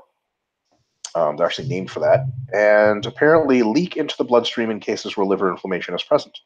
So taking the liver out of the equation completely, my question is, what is happening inside the skeletal muscle that would cause these enzymes to appear in the blood following intense exercise? Is there a normal process of muscle catabolism or breakdown during exercise, or is it simply the conversion of amino acids for energy to be available during exercise? Is actually neither one of those. It is the literal creation of muscle damage that is so severe that you get tears in the myofibrillar structure that end up leaking components external to the muscle. And sometimes those tears become great enough for shit to leak out. For example, creatine kinase, CK, is another enzyme protein that's usually in the muscle, almost exclusively in the muscle tissue. And it will leak out during exercise that is damaging to muscle fibers because they damage so much the sarcolemma actually rips. It's not really clear if the sarcolemma rips during the time of a muscle contraction that is really damaging, or if most of the ripping is due to the insertion of immune system cells and elements around it. Because the immune cells actually unzip the sarcolemma to start fixing things and getting rid of waste products. So it's not clear what component of what fraction of the cell ripping is due to factors that occur right away, acute factors or inflammatory based secondary factors. But either way, your shit gets fucked up, and it's literally the muscle cell has like fucking holes in it. That's how come you see those enzymes. Nice. Yeah, so there it is. I had no idea AST and ALT leaked out of muscles ever. I've only seen those on my fucking liver report from the doctor, and it's always like, that's not good. I was not familiar with those leaking out of the muscle either, but that doesn't mean it's wrong. I just was not familiar with it. All right, but that's the general thing. Steve Blair says, "Hey docs, please answer me these questions 3." Nice. Yeah, nice. Steve, you just got promoted to head baller, aim dick swinger. You got anything? If he was just going for generic, like fantasy lingo, or if it was specific Monty Python Holy Grail reference there. Yeah, I like the generic fantasy, like do like an elf, like you walk by and he's like, "Careful, riddle, get the fuck out of my face with that flute and get a fucking riddle." Pretty sure that's what the wizard guy on the bridge. Yeah. He's like, 100%. What is your name? What is your favorite color? I just desperately want to get into a Lord of the Rings world with modern weaponry. They have that. What? You mean? Wait, do you mean with swords or with like guns? No, like guns and like battle tanks and shit. Oh, I see. No, they don't have that. Like, I just want like a 15-minute version of Lord of the Rings where like the orcs are like gathering under the castle, and we got like, well, on the one hand, you motherfuckers got 10,000 troops. On the other hand, we have the 4th fucking heavy fucking tank battalion over here to tell you to go fuck yourself. But there's a big confounder, and if you ever play Dungeons and Dragons, you would know this. Yes, the magic negates the need for technological advances because I don't know, man. You ever seen a cruise missile before? Well, I'm just saying, like, have you ever seen a fireball before? Yeah, but like, look, fucking Gandalf did barely fucking dick in any of that shit. There's just not enough magic. He was a terrible reference for wizards because he didn't do shit. He casted like highly underpowered. Highly underpowered. He didn't do enough magic shit. But the consistent theme in most, and even there's like a steampunk kind of it's not steampunk thing, but it's kind of. Oh my god. And D&D called Eberron, where there's like trains and ships and stuff, where there's kind of like technological advances, but they're all powered by magic. So there's kind of a stopgap at some point where they say, with magic, you can kind of get whatever you want. So there's no need for technology to advance any further. I see. I know. I like the what's that movie with Will Smith? Bright. I like that intersection of technology. I wonder if they're going to do another one. Yeah. You know what's funny is one of the things like he's like, "What are you going to do when the fucking Dark Lord comes back? Like drop a nuke on him?" And I was like, yes. Like drop a bomb on him? And I was like, yeah, so there's a variety of options, conventional and nuclear. Like, I don't think you understand what a nuclear weapon really is. So you could have all the fucking magic in the world, but you're inside the sun all of a sudden. Your magic, I don't know how fucking strong your shit is, but it better be the fucking bomb. Yeah, dude. And then you can make a magic bomb? Think about it. Yeah, fuck yeah, dude. All that shit. Put some magic in it. Nukes aren't enough. All right. Number 1, the gap between MEV and MRV seems to be quite large. Sometimes. Of his. Oh, I see. The gap between my MEV and MRV seems to be quite large, so I've been experimenting with longer metacycles to accommodate this, usually 5 or 6 accumulation weeks. One thing I've noticed, though, is that my reps now naturally drop as the weeks progress due to always increasing the weight on the bar, but not always increasing the target RPE. Okay. In a 4-week meso, I increase both every week, and they balance out, so I end up with the same number of reps.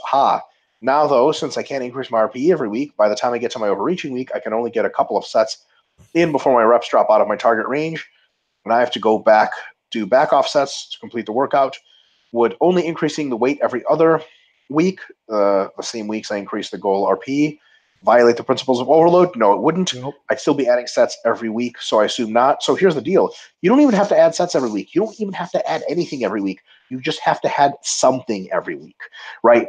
So you could do, for example, if you have 5 weeks, you could make like the middle 2 weeks RIR2, but during that time, you could, make it so that the reps go up a little bit. That's totally cool. Or just add sets that week. Totally cool. Or here's another one for you. Maybe you're trying to increase you're trying to increase weight like you were on a 4-to-1 accumulation, and it's a bit too aggressive. So why don't you increase weights less? Or just skip a week of weight increases if you're already down to really small increases. And this is something that I actually just to finish my part of the article for a gentleman named Carl Junot and I are co-authoring an article for Greg Knuckles' site about progressions for hypertrophy. Everything we know about hypertrophy so far says that if you're going to progress more of one versus the other, it's good to progress more in volume than in intensity.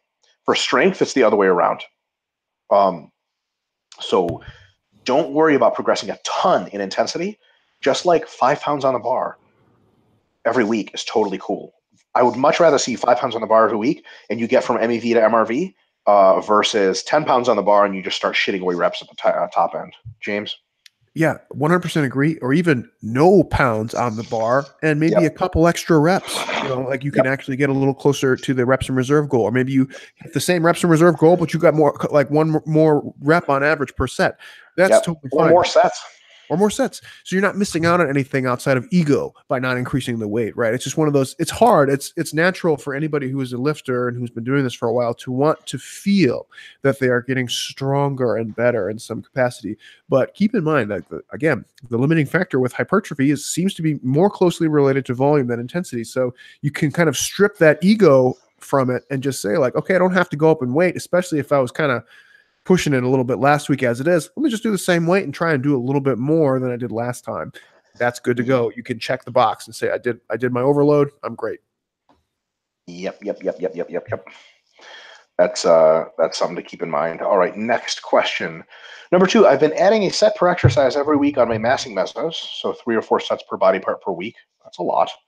And it's been working well. God, you really do have a huge span between MEV and MRV. I could do like one of those weeks and I would shit the bed. If I wanted to keep the same movements in successive massing mesos, would you suggest starting at my week 2 volumes to compensate for an increased MEV? Yes, absolutely. Or can I get away with a slightly smaller increases, say 1 or 2 sets per body part in week 1? I would say you could probably get away with a smaller increase, but using the week 2 is probably a safer bet given how large your window is. So like could you get away with? Yes. I don't understand. So let's say his MEV is 12 sets on the first month and 14 sets on the second month. Oh, I see. Slightly smaller increase. So he's saying instead of going from 12 to 16, can I go from like 12 to 14? Oh, I see. Yeah, you can. It's just really, really. So here's the next part of this question, which actually answers itself. I'm just wondering how much MEV creeps up due to accommodation. That's very individual. Mm-hmm. Very individual. Here's another example of how it could vary. Like it could go up a lot because you get really, really good at an exercise. So your neural efficiency is really great, and also you just develop really good work capacity, so your MEV goes up a lot. On the other hand, your neural efficiency can go up a lot, and you get a way stronger over one meso. And now just the absolute intensity difference is so high that your MEV is basically the same. Like you started last meso at 12 sets of an average of 300 pounds in the squat. Now you're starting at 320 pounds. It's still 12 sets, your MEV. Now that's a higher MEV, right? Because it's way more weight, but it's so much more weight that it's still the same number of sets, right? It's really up to you. Would this be influenced at all by the number of sets you were doing at the end of your previous block? Maybe not. As mentioned, my MEV and MRV gap seems quite large. So with the high number of sets I'm finishing my previous block mean that my new MEV would be higher than someone who had lower MRV? Yeah, probably, I guess. Typically, but remember, MEV and MRV are two very different things. Right. People say, well, I finished at 30 sets. Yeah, but what's your MEV? Like after a week of deloading, your MEV, it's not your new MRV. Yeah, your MRV is going to be really high, right? But your MEV is like, what can you get a little bit of a soreness, a little bit of pump from, a little bit of perceptor effort? It could still be 10. Yeah, so I think what a fair statement is, and this is not universally true, but people who can do a lot more generally need a lot more to start with, and vice versa. So, for example, somebody who is fast twitch dominant, right? They typically have very low MEVs, but that usually you're not going to see that same person who may only need 6 sets of quads per week to get plenty of growth. They're not going to go up to 30 sets either. They're going to finish at like 14. It's going to be like start low, end low, or start high, end high kind of pattern for the most part. Now, there's plenty of wiggle room in between there, but that's generally what we see with most people. So if your MRV is high, your MEV is probably on the higher side too, and vice, it goes back and forth. Yeah, but for him, it's not. So it's one of those things like you just got to play it by ear, man. Exactly. What would reduce the magnitude of MEV creep? Well, I said sorry. I read that wrong. Finishing my previous block, etc. What if I change some exercises but not others? Would that reduce the magnitude of MEV creep? Yeah, totally. Or if you got a lot stronger. And there's a lot of other factors that could reduce it. But you just got to, and it's one of the answers that we gave, I think, to Ioseba. You basically do your first week with a good, reasonable guess. And then that's when auto-regulation is a beautiful thing. Because you could have been a little under, a little over, and then you go from there. Yep. That's the thing, man. Like, we have those volume landmarks, like averages, like from that I've seen from my experience or whatever, published on RP, and it's really, really popular page. That shit is fucking sweet. It's all good and well, but nothing replaces good ballpark figures plus auto-regulation. Like, because the shit has a variance. So, there's the extreme. Go ahead. I was gonna say that's why we put it in the recovery book too, where we said like, don't pick one, don't pick like pre-planning or auto-regulation, do both. Yep. I just saw Eric Helms answering questions on an interview show, and he was like, they're like, so what do you think, auto-regulation or pre-planning? And he just like took this long breath. He's like, yeah, there's no need.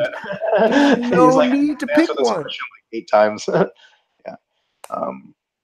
3, any tips as to a good time in a macro cycle to compare body weight and try to figure out your rate of weight gain? Normally, when I start a massing block, I get a spike in the first week, then it levels off, and I can get a good idea of the actual rate of change by week 3.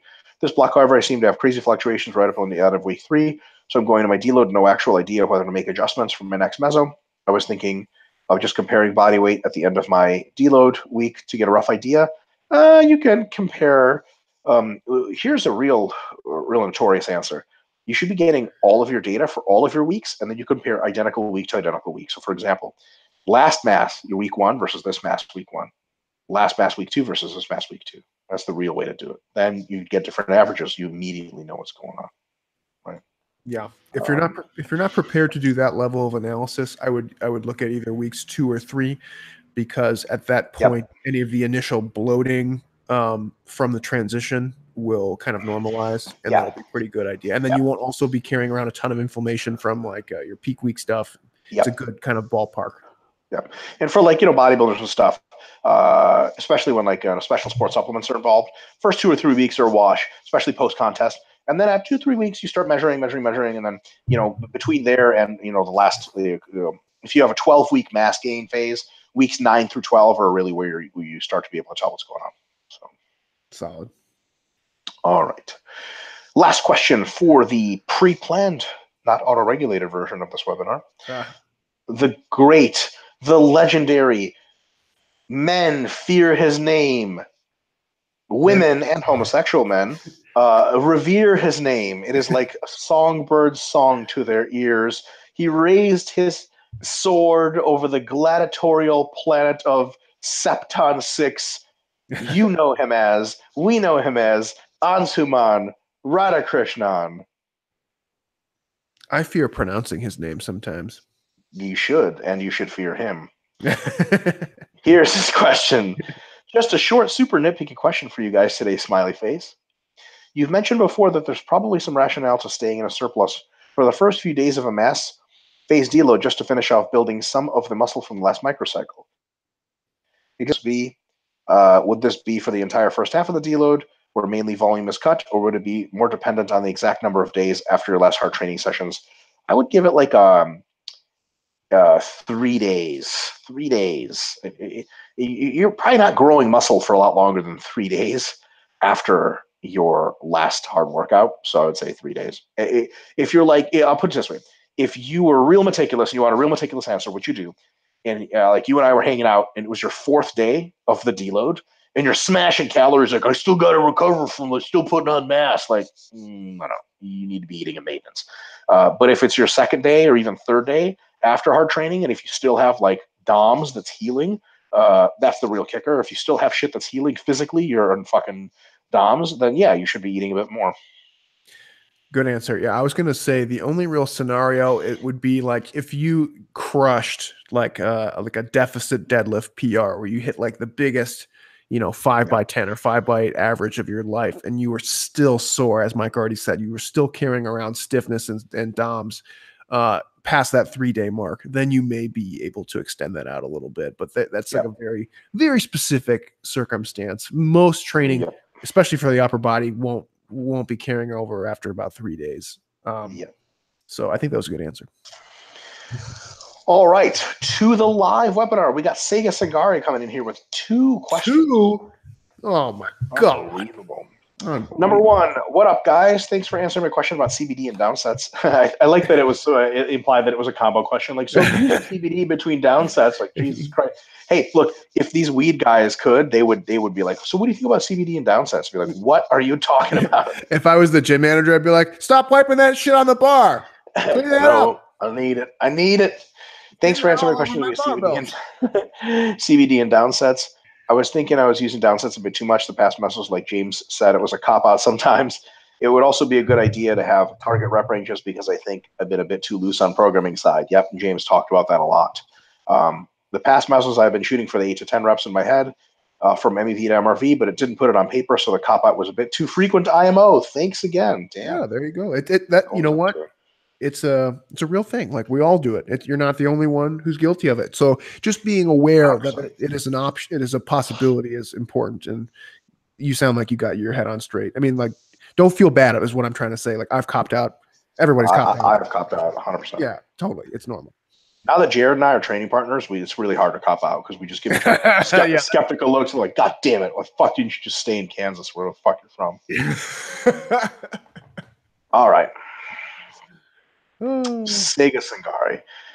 I also had another question. This might be a condition of some sort, but I have a really big appetite for a reason I can't really pin down. Probably cancer. That's a joke. All right. Maybe. I hope. After a mini cut of about 5 weeks, I stopped because I was bringing on freaking protein powder with almond milk and Greek yogurt. Binging protein powder with... Oh, wow. It tasted as good as I was having like 5+ scoops of casein and whey protein. Oh, no. Yeah, you must have been blasting it like your asshole was a nuclear waste zone. Just breaking down, just mixing the yogurt and the whey and the casein. We've been there. We've all been there. There's like a team examining like a blown up nuclear reactor in Japan. This guy's like, pretty bad here. He's like, nonsense. You should have seen Sega Sangari's asshole in his last mini cut. Like, oh shit, I heard about that. I heard you lost Jones. Like, yeah. All the shit just died right there. Sulfur poisoning. Yep. Good God. The cut was productive while it lasted, even though it was not optimal. I guess it's not bad as binging on carbs and fats, but I did gain a few pounds and decided to be in a little surplus to avoid developing an eating disorder. It's not a bad idea. Last time I bulked, I had the same problem because I couldn't stop myself from eating, and I would try to counteract by eating tons of veggies and chicken to reduce the surplus. I might have been trying to eat clean a bit too much for myself, but I have cravings all the time, and I feel like I can eat all the time. An eating disorder might be a stretch, but I'm concerned about this for my future progress. What do you think I could do to improve the situation? I'm currently sitting at about 180. Get bigger. Get bigger, for God's sake. If you get bigger, you're 220, you'll forget that you ever liked food to begin with, man. But also, just go to the doctor and make sure there's nothing weird going on.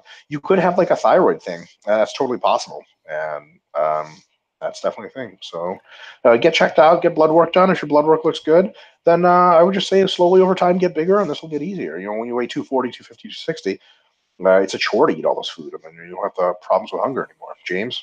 Yeah, that, and I would say don't maybe don't cut down to maybe quite as lean as you were getting before. Maybe instead of going sub 10% body fat, right? Like cut it off around like 12 to 15 or maybe even 15 and just focus on getting bigger for a little while. If getting that lean drives you to such like madness and cravings, it's not worth the trade-off. And you can still get plenty big even above some of those body comp thresholds that we generally recommend.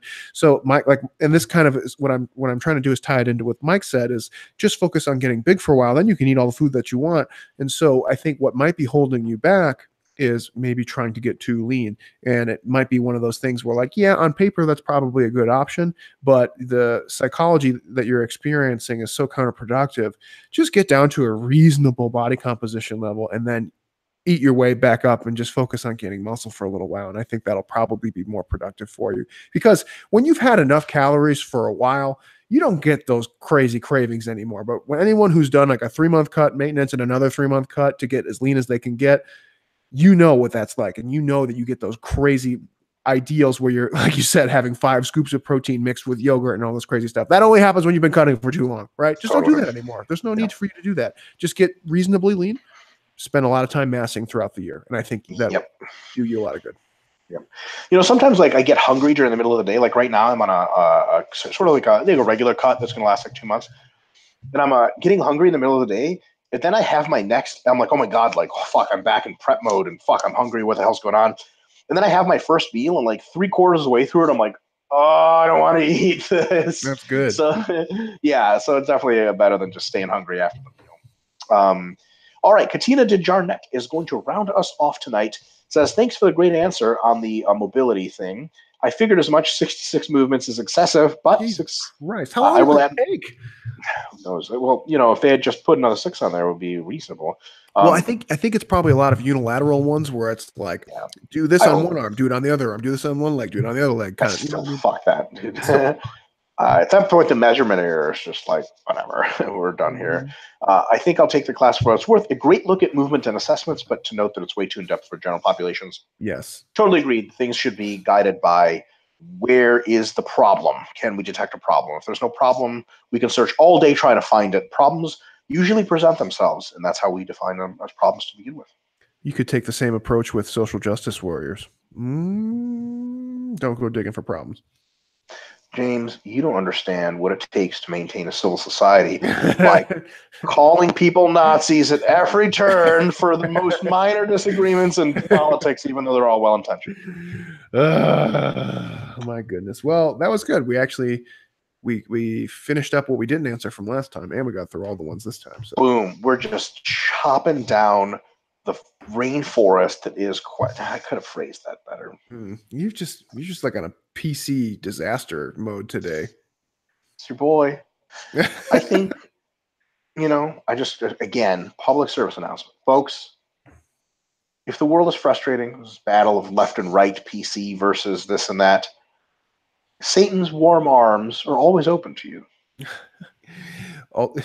Is it PC versus Macintosh? Is that where the Satan discussion comes in? Which one of those is Satan?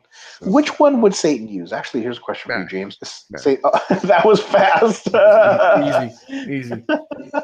Yeah, he'd be totally pretentious about it, and he'd have like a fucking little turtleneck and shit, little Steve Jobs look. Like, I never get viruses on this bad boy. Shut up, Satan. Piece of shit. They have viruses for Apple now. Okay, before we get off track, important announcement for next week, folks, for those of you who are watching.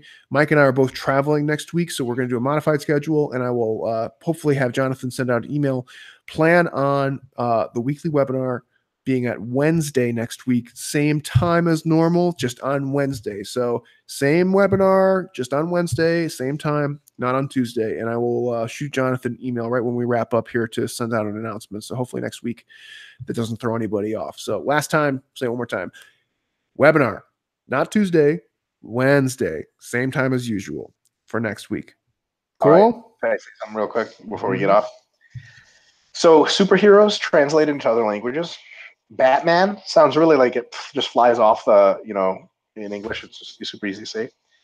Batman translated in Russian is Человек летучая мышь, which is literally translates because the bat in Russian is летучая мышь, which is flying mouse.